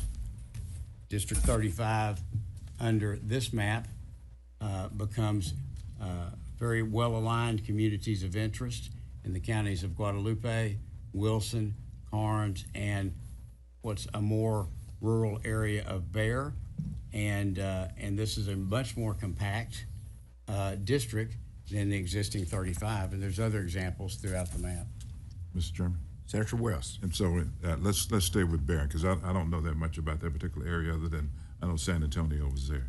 And so you've taken the urban communities of Bexar County and aligned them with rural communities in Wilson and also Karnes County. Is that correct? Well, it's much like my Senate district that takes parts of Fort Worth and then aligns it with the suburban areas of Parker County, which would be that area of Bexar County, I guess, would be more of a suburban area, and then connects it with, in my area, connects it with the rural counties that are to the west and south of that. And so that's just what you have to do in Texas because of the difference in population in our urban and rural counties. So you're always having to reach in and pick up some population. But what I'll tell you is just looking at the map, common sense tells you that a map that is compact, a district that is compact as opposed to one that is long and thin and jiggled and jaggled, that compact one is more compact. I don't know how else to put that. Again, I'm talking about communities of interest. So when you did your analysis for that particular area to make a determination as to whether those were communities of interest, what did you take into consideration? if anything? Well, I mean, generally speaking, an inner city area is going to have a little bit different primary issues before it than a suburban district might have, which will have a little bit different ones than what a rural area might have, although they all have overlapping issues. And so I think when you're trying to draw a map and you're trying to get 766,000 people into 38 districts, you obviously you're going to have to draw districts that are outside, that reach into urban areas, but also extend into rural areas. And I think when you compare, in this case, District 35 as example, the existing 35 to the proposed 35, the proposed 35 in any common sense is more compact. Is that Senator West? Oh, okay. And members, I apologize. I'll save a lot of these questions for the floor. But again, out of all due respect, I asked about community of interest. You talked about compactness. I understand what you're talking about with compactness, but the question is, what factors did you take into consideration to make a determination as to whether or not there were communities of interest? Communities of interest. Let me finish, sir. Thank you. Sorry. And so the question is that communities of interest, I mean, do people have the same types of, I guess you could say they go to the same churches?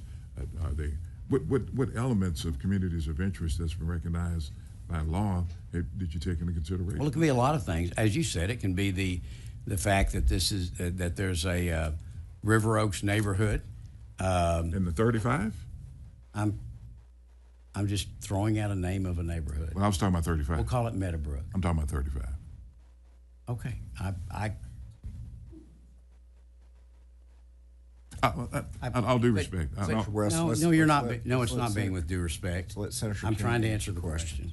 I'm trying to answer what you ask. What I mean by what I take into consideration in a community of interest, Okay, which is fair one enough. of the traditional redistricting criteria. Exactly. All right.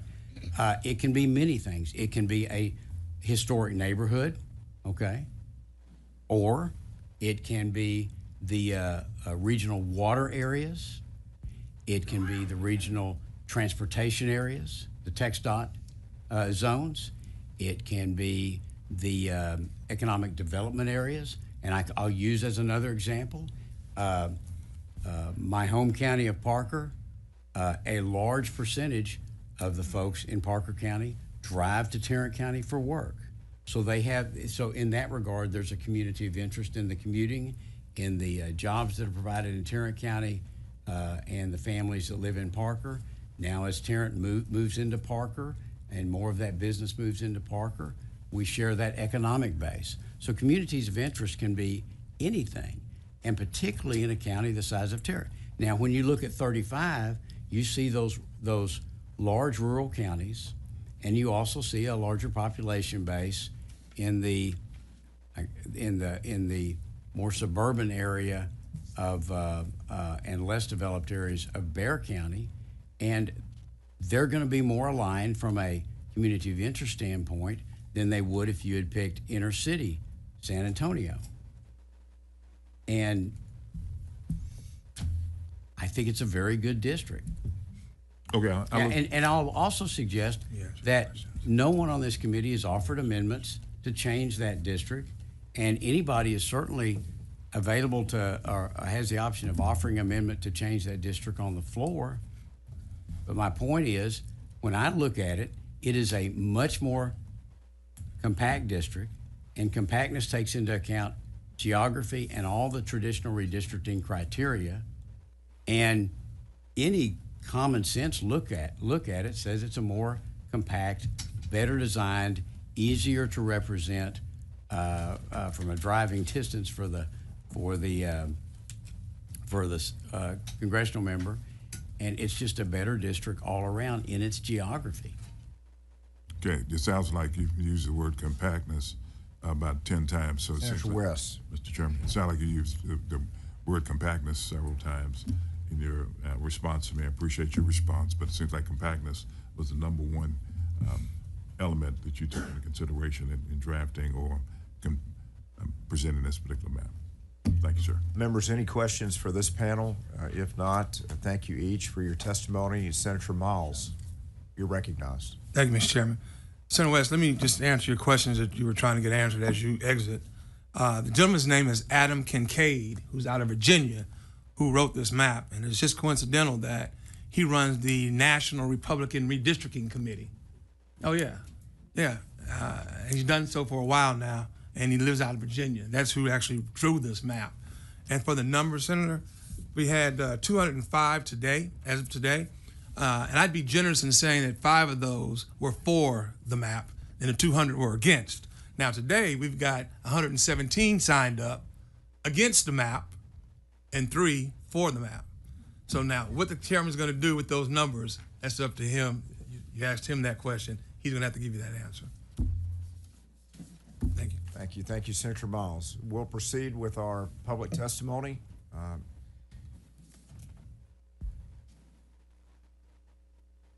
The next panel, the chair will call again Anthony Gutierrez, Andre Wagner, Nicolette Ardiente, Dylan Flahardy.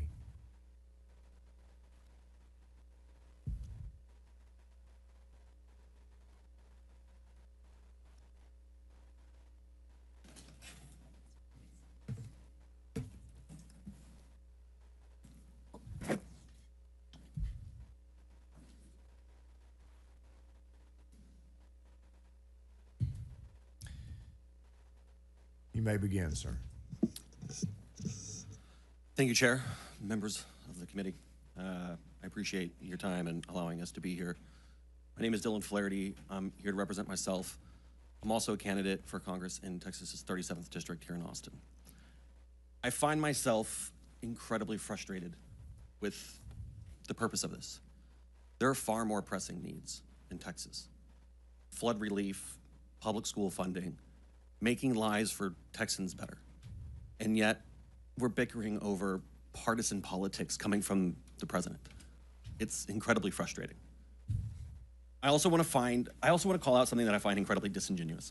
The chair mentions that these maps are more compact, and he cites District 35 continuously.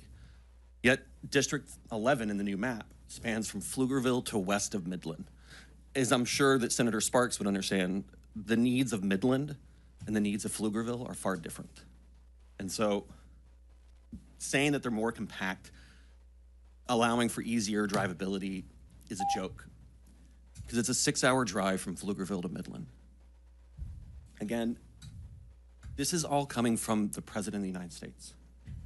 And I don't understand as Texans why we're all of a sudden bending the knee to the federal government. As a Texan, I believe that we're Texans, that we stand above that. And as we sit here right now, the FBI has accepted to hunt down House members of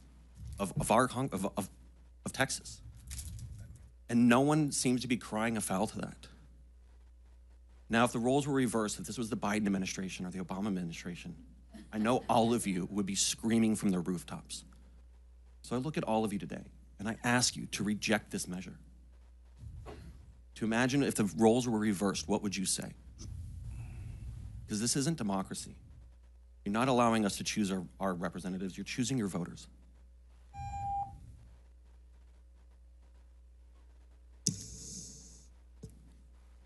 Hello. Go ahead. Yes, you may begin. Thank you, Chair and committee members. Good morning. My name is Nicolette Ardiente. I am here representing myself and the State Democratic Executive Committee of Congressional District 23.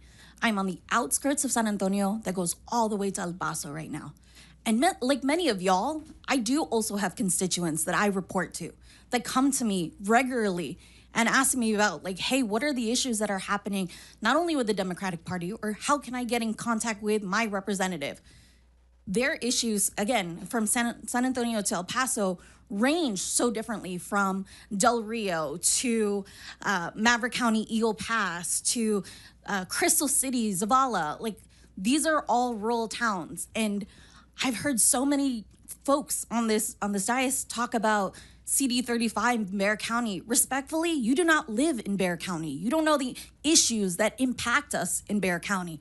Yet you want to refuse to hear the public testimony of Texans who, like working class Texans, wish they could be here in front of y'all to talk about why redistricting is so impactful to them, but they're not given that opportunity. They have to work. They have to make sure their kids are getting ready for school next week. But y'all are not giving every single Texan that opportunity. And as the gentleman mentioned, being frustrated is almost like, that's almost like we carry it with a pride as Texas now, because we don't have the representation that we truly deserve. Again, from San Antonio to Del Rio to Eagle Pass, all over Southwest Texas, I have constituents who are constantly asking for help. If you want, you could split up Congressional District 23, but nobody wants to talk about that because that's a solidly Republican district. I really want to see leadership that shows up for Texas, and I do commend all of the Texas Democrats that have fled the House, fled the Senate to do so. So thank you again for your time. Thank you. You may begin. Thank you. My name is Andre Wagner. I'm also representing the Houston Black American Democrats. I come here as a resident of Congressional District 18. I've lived in Congressional District 18 for over 20 years. My mother lives in Congressional District 18. My sister lives in Congressional District 18. Please do not split up our district. Do not pack and crack us like we did in Beaumont. Beaumont, for over 30 years, was a solid Democratic seat that was represented by a wonderful member, built on communities of interest of Latinos and African Americans who voted together. But now Beaumont is split in half. But in Houston, there's too many of African Americans there, so instead you pack us in one district. Now the only real thing I would ask is, instead of voting on making new lines, perhaps put a law in place requiring our governor to call an election after our congressional representative has died. I currently reside in Congressional District 18, and I have no congressional representative, and I have not had so for over 5 months. In Oklahoma, Arkansas, Louisiana, and Mississippi, all Republican states, require their governor to have and hold a special election within either 60 or 100 days of a vacancy. All of them Republican states. Please, if you want to do something about elections, how about requiring our governor, like 4 other Republican states do, to have a special election when there's a vacancy that occurs? I am now without representation. You all are talking about effective representation, and my community does not have so because the governor has chosen not to call an election until November. That makes no sense to me. And so please, while we are talking about having effective representation, I think right now my family, my community is disserved by what's going on in Texas, by what's going on in Congressional District 18. So please implore for my family and yours for better representation. Thank you. Appreciate your testimony. Members, any questions? Senator Miles? Thank you. Andre, let me say thank you for being here today, and thank you for the support your family's always given our community, not just me, but our community. And I think your math's a little wrong. Brother Turner has passed for 5 months, but we've actually gone without representation in 18 almost a year now. Okay, it's been almost a year that we've gone without proper representation consistently in the 18th Congressional District. You should also know that based on this map that is being presented to us today, we are overpacked. They have taken Senate District 9, Congressional District 9, which was an African-American district belonging to Congressman Al Green, put 70% of his district into the 18th Congressional District, which is already an African-American district, which now makes Senate District 13 the largest African-American, the only African-American, and the largest African-American senatorial district in the country, damn near. Y'all understand that? So that's packing. That's heavy packing. But they've taken away one of our voices. We had where we had 2, we now only have 1. That's some serious packing. Thank you for your testimony today. And to the gentleman who first spoke, it's absolutely correct. They're not allowing constituents to choose their electeds. This is allowing electeds to choose their constituents. Okay? And that's where we're wrong. And as far as my colleagues in the House who are being chased like runaway slaves, and the only pursuit they're trying to do is protect democracy, we have to stand with them, because that's all they're doing is trying to protect democracy, and they're being chased away and they're being entrapped like runaway slaves. Thank you. Senator King.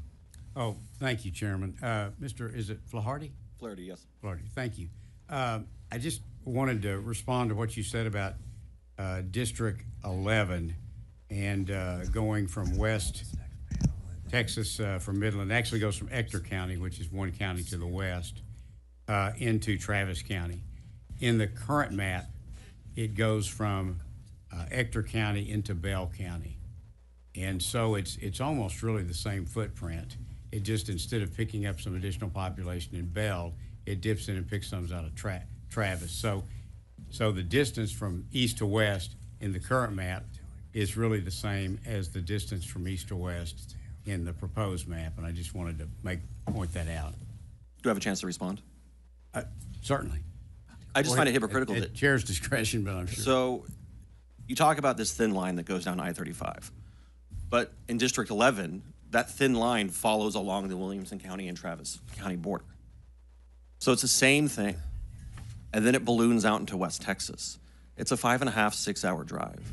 And by saying that it already exists to some extent doesn't make it any better, especially when you're claiming that the 35th district. But you understand in West Texas, for you to be able to get 766,000 people together, you've got, so these numbers will be a little bit off, but I think they're still pretty close. So if you look at the I-35 corridor, even though you've got large cities like Amarillo, Lubbock, Wichita Falls, Midland, Odessa, San Antonio, west of I-35, even though Abilene, even though you've got all those cities, still only about 14.5% of Texans live west of the I-35 corridor. And if you look at the East Texas, the I-45 corridor, only about 8.5% of Texans live east of that. Most of the population is in the triangle. So if to comport with one person, one vote, which is very important, because if you live in a district that's got 100,000 people and I live in one that's got 50,000 people, my vote's worth twice as much as yours. And that's why the most fundamental thing in redistricting in congressional districts is equal population. So if you're going to put together a district into West Texas that's got 766,000 people in it, you've got to come east. And you're going to have to pick up population out of Williamson or Bell or wherever it is. And so my only point was that you had said it was wrong to come all the way from Ector County to Travis County in a new map, and I was just simply saying that the footprint really hasn't changed. It's just going from Ector County into Bell County, which is just one county north of, or 2 counties north of Travis County. So it's still that same spread, but you just don't have any other way to draw those West Texas districts and comply with the most fundamental purpose of redistricting. That is so intellectually lazy. Like, no, it's not. Honestly, that is the most intellectually lazy argument I've heard thus far. It's just simple. Sir, you can drive. We're not here to debate. We certainly had Senator King as the author choose to make some comments based on testimony and offered you the opportunity to respond, but we have to continue along or we're going to lose witnesses that are on time frames to have to get back home. Thank you. So thank thank you for Chairman. that, Thank you. Mr. Chairman. Simple math. Thank you for your testimony as well. Very much appreciated. We're all listening very closely. Thank you both as well. We'll call the next panel Dr. Craig Nazor, Robert Norris, Susan McNeil, Emily Amps. Please come forward, and we'll begin with Dr. Nazor. Hello, my name is Dr. Nazor. I'm the Conservation Chair of the State Chapter of the Sierra Club. Cyrus Reed, our Conservation Director, has submitted some really good points here about how this redistricting negatively affects people's power to control the kind of environmental issues we have. One point I'd like to say is about this compactness. District 10 has not been compacted since it was first drawn. It looks like a python that swallowed an elephant, and it continues to look that way, and it's highly unrepresentative.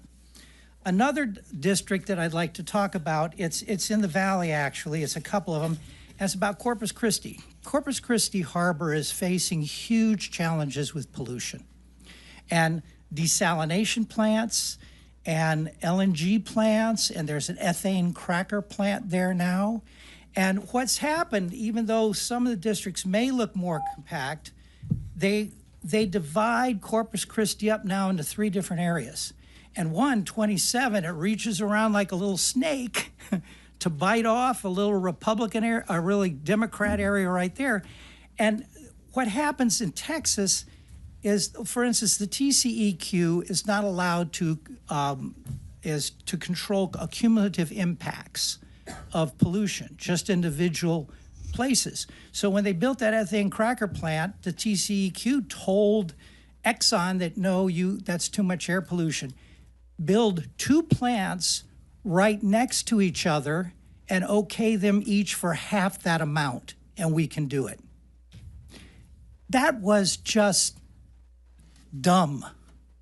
And everybody saw through it. But now they're impacted with all this pollution, and they're communities of color, of minorities. And then you split them off into pieces, they can't even go to the EPA through their representative. This is wrong. This is wrong. Thank you for your testimony. Thanks for being here. Oh, Senator Hinojosa, you're recognized. Thank you, Mr. Chairman. And one of the comments I made initially when we started this hearing, that I was very concerned about Nueces County, the way it's being split, I think in 3 ways. And quite frankly, that's not being compact. And Nueces County, as you well know, besides we have the port, refineries, new interests coming in, we have a diesel plant being constructed that will be used as a template for the rest of the Gulf Coast. So all of that is suddenly completely change around, which I don't think is very good for the communities in Corpus Christi and in the Coastal Bend area when you have that type of division within the county itself and the neighborhoods. But thank you for your testimony. And Sierra Club agrees with you there. Thank you. Thank you, Senator. Welcome. Pull that microphone close. Introduce yourself and give us your testimony. Thank you. Mr. Chairman, members of the committee, my name is Emily Amps, and I'm the Director of Politics and Policy at the Texas AFL-CIO, the state's labor federation with over 250,000 affiliated members across the state, including in your districts. And I'm here to testify on their behalf and for myself. When this weekends, there will have been 4 legislative hearings to discuss disaster response and how we can prevent more innocent lives from being swept away in the floods. And when this weekends, there will have been 13 legislative hearings to discuss congressional redistricting, something no Texan asked for and will further divide already fragile communities. That's time that should have been spent addressing what Texans do need: protection from damaging storms, wages that are enough to put food on tables and roofs over heads, access to health care and health insurance so our neighbors don't have to choose between their well-being and bankruptcy, shielding workers from wage theft and writing laws that protect workers from heat death. But instead, we're here because state leaders would rather bow to the pressure of a president that cares more about his political future than the future of our state. Pressures that will result in silencing even more Texans, including many workers, adding to the many voices already muted by the current district lines. Communities that have already been severed and neighborhoods already divided by this current map, which could be used already as a study in gerrymandering. This map, though, SB4, this bill, doubles down on gerrymandering and says, hold my beer. For example, fast-growing suburban communities like mine in Buda, Texas, just south of Austin, currently in Congressional District 21, already sliced and diced and put into district with rural communities that we have little in common with. I thought it couldn't get worse. I was proven wrong. If this passes and is signed into law, my house will now be on the edge of Congressional District 27, a district that will go from Hays and Travis counties to the Gulf of Mexico and Matagorda County. On a good day with no traffic, and those of us in Austin know there is no good days with no traffic, that's about a 3-hour and 10-minute drive. Doesn't sound very compact to me. And please, someone explain to me why a fast-growing suburb of the 11th largest city in the United States has in common with Palacios, Texas. And of course, it's a rhetorical question because we all know the answer is very little. So I urge you, as you move forward, please remember that your actions during this special session will have a real impact on real people. And there are real issues that need to be addressed. And also remember that you do not have to pass a map. Please don't forget that. And thanks for your testimony. Ms. McNeil, welcome. Get close to that microphone and introduce yourself and go ahead. Okay, my name is Susan McNeil and I live in Pflugerville, District 17. I'm here representing myself. And you all have heard about the racial disparities and the legalities of this map. So I'm going to focus on what is actually transpiring with this map. It is an authoritarian attack on our democracy. Our democracy is already fractured with Congress shirking their responsibilities and not representing the American people and ceding their power to the Oval Office. If you approve this map, it will be one more nail in the coffin of democracy. The felon in the White House states that he deserves 5 more seats because he won Texas, the largest majority percentage ever in the history of the United States. That is a lie. So he does not deserve the 5 seats. I, for one, will never, ever bow to tyranny. Like the old adage says, give me liberty or give me death. And you all can take that to the bank. I implore you, do not destroy our freedoms and democracy. And if you're scared of the felon, quit, leave, vamoose. We do not want or need scared politicians. And lastly, do not force the American people into an armed revolution, because I fear if you continue on the same path, this is where we are headed. Thank you for your testimony. Thank you. Mr. Morris, welcome. Pull that microphone close. Mr. Norris, introduce yourself and go ahead. Thank you, Mr. Chairman. I'm Robert Norris, representing myself and opposed to Senate Bill 4. I want my grandkids and all others to benefit from a responsive government that promotes the best interests of our citizens. I want them to benefit from public schools that help develop intelligent and kind students. President Trump wants this legislature to adopt a new congressional map that will allow him to continue favoring wealthy and powerful Republicans. These are the same people who want to privatize and undermine our public schools. My grandkids, like me, have lived most of their lives in Travis County. The map you're considering will redraw our local districts, with the result that our excellent congressmen, Lloyd Doggett and Greg Casar, are less likely to be elected in the future. These congressmen are working to promote democracy and fairness and oppose cuts to our legacy safety net programs like Medicaid and food stamps. Also, communities of color in other parts of Texas will lose vital representation if this map is adopted. As you've heard, Texas has a shameful history of disenfranchising blacks and Hispanics, which Senate Bill 4 will continue. The map before you will have an adverse impact on many of the state's grandkids and everyday citizens, so I definitely oppose it. And I applaud the House Democrats who are doing the heavy lifting to thwart the Trump and Abbott power grab by going to other states. I'm finished. Thanks for your testimony. Senators, any questions for any of our witnesses on this panel? Well, thank you. You're excused. Thanks for your testimony. Call Anthony Gutierrez, Dr. Susana Carranza, David Wheeler, Nick Molberg. Looking for Anthony Gutierrez, Dr. Susana Carranza, David Wheeler, Nick Molberg.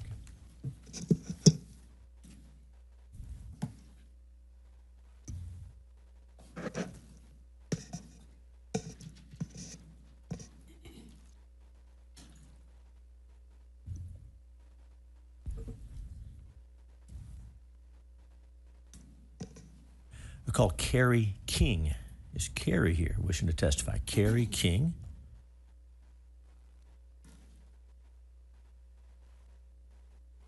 Just give me.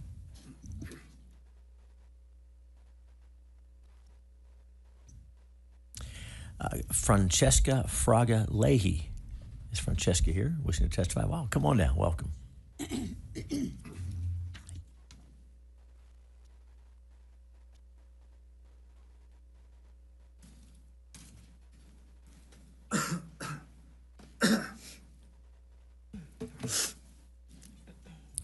Welcome to each of you. When you get situated, we'll start over here. Francesca, pull the microphone close, introduce yourself, and give us your testimony. Welcome.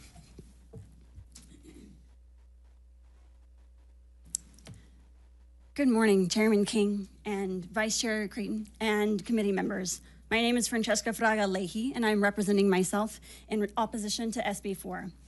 Alongside the vast majority of Texans whom y'all have heard from, and from those whom you have not, I'm vehemently opposed to SB 4 because the proposed map and this process are wrong from a moral, logical, and a Texan perspective.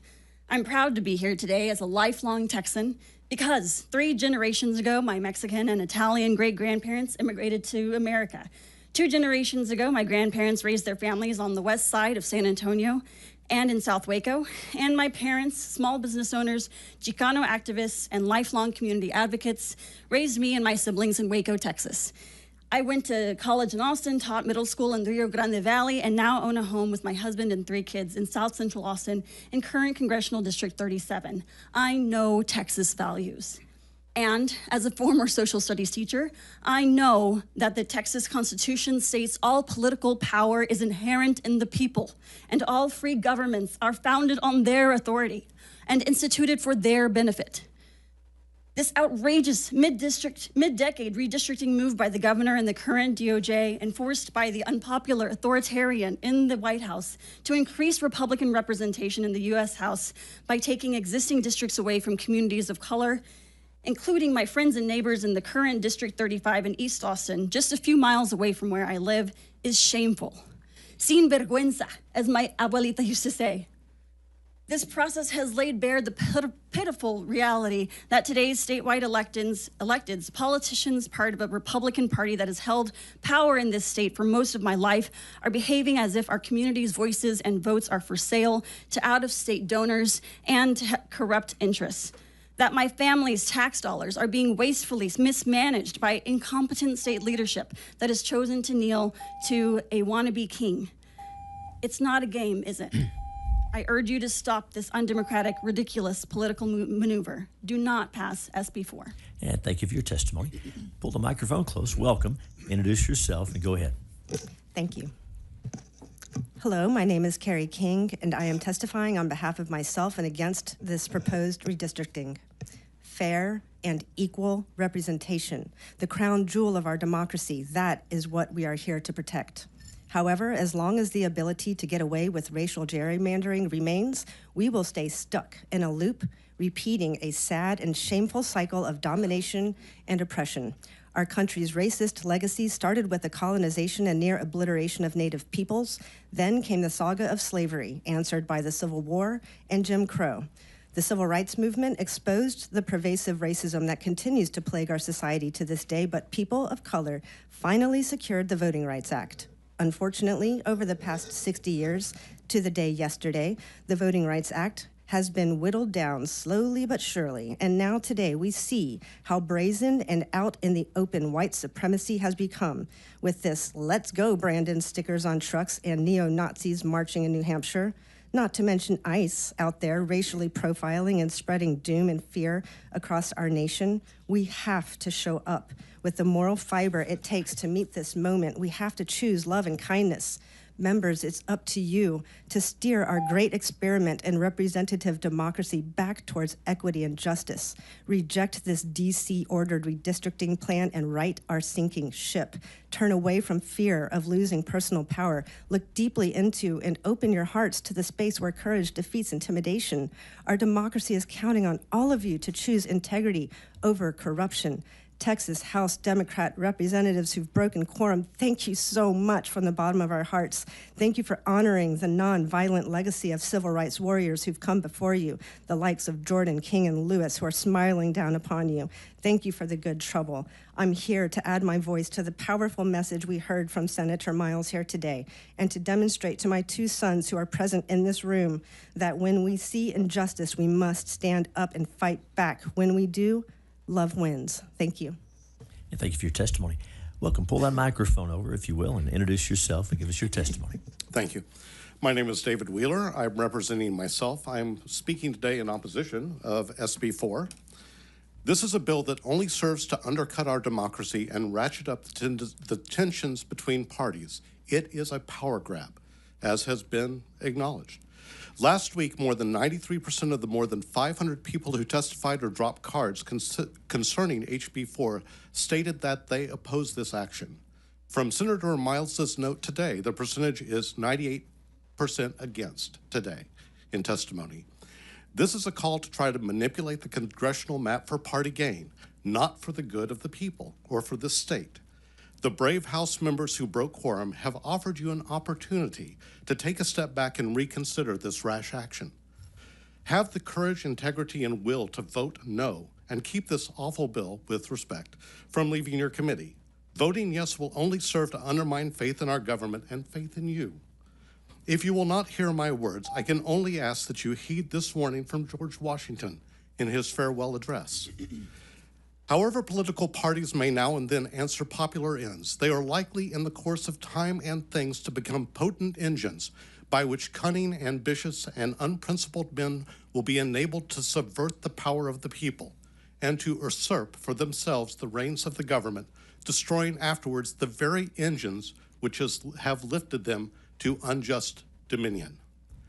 The time that Washington warned us against is now. You have the power to step back from this precipice. Senators, please heed this warning from our first president. Serve democracy over party. Serve state over party, our state. This bill undercuts our great experiment. Vote against SB 4. Thank you. And thank you, Mr. for your testimony. Dr. Carranza, welcome. You know how to do this. Get that microphone close, introduce yourself, and go ahead. I am Dr. Susana Carranza, representing myself, and I oppose this horrible bill and this entire rush process. The chair, Mr. King, has claimed this was a wonderful process, citing the early MAPLAS hearings. Well, being forced to mark neutral when so many of us said hell no does not sound like a fair process to me. Texas do not want this rush process or this map. Yet, you filed the same exact map that will illegally break communities of color, of interest, and gerrymander cities, and receive overwhelming rejection last Friday at the House hearings. The chair also mentioned the horrors of the previous administration as a motivation for the new districts. You mean like ICE? Pulling people out of cars because they look brown? Well, that was not the previous administration. This is happening right now. I'm a naturalized citizen who has called the U.S. home for more than half my life. I was born in Brazil during peak dictatorship when people were being disappeared. Kind of sounds similar. There's a movie, I'm Still Here, and you might learn something from it. As a little kid, I went to pro-democracy rallies with my older siblings. I was lucky to see the transition out of dictatorship. Right now, you all, with this map, are handing down on a silver platter our democracy to Trump. It's not too late. I support House members who are breaking quorum to defend Texans. And if you really want to learn from history, you're going to withdraw this map right now and switch the focus to flood, because if you say, well, maybe if they come back, we'll work on things, well, work on floods, all right? Do the right thing. Thanks You'll have time. Thanks, Dr. Carranza, for your testimony. Senator King, Chairman King, you're recognized. Oh, thank you, Doctor, and thanks for being here today. Just wanted to make sure of something. You said you were required to vote or to mark neutral when you registered? on the mapless hearings, like last But week. today, you were able to Oh, register yes. opposition. Okay, just want to make sure the registration process was working right. Yes, it is. Can I continue? I'm saying that you're using the previous hearings to say this was open and fair, but people could not officially say they opposed before while they clearly opposed during the Senate hearings, where their words clearly oppose. So, and today, I understand, I marked against. I have been here a time or many, as some of you have known, but having to mark neutral last week felt really, really horrible because I was not neutral at all. Just so everybody understands how that works, anytime there's not someone mentioned the flood hearings. In the flood hearings, if you registered to testify, you had to register neutral because there's no bill before the committee under consideration. So that's why you would mark neutral. The same thing was true in the redistricting hearings before there was a map. That's exactly why we're having public testimony today, is because we have a map and we wanted people to be able to register that they're for it, neutral on it, or against it. So that's why that occurred earlier. But now that there is a map, a bill, that anyone who registers to testify can register their opposition to it. So that's kind of how that works for the general public's knowledge. Now, I know you know that, Doctor. I understand the process, yes. Thank you, Mr. Chairman. Senators, is there any other questions for our witnesses on this panel? Thank you for being here. You're excused. And for the benefit of those listening who may not be familiar with the process, anyone who's watched knows that every witness was allowed and encouraged to fully express their opinion for or against anything. And no one has even suggested that a registration of neutral on the topic was a support or anything like that for the redistricting process. And again, folks familiar with the process know, but we sure wouldn't want someone listening in who doesn't know how that system works to be misled.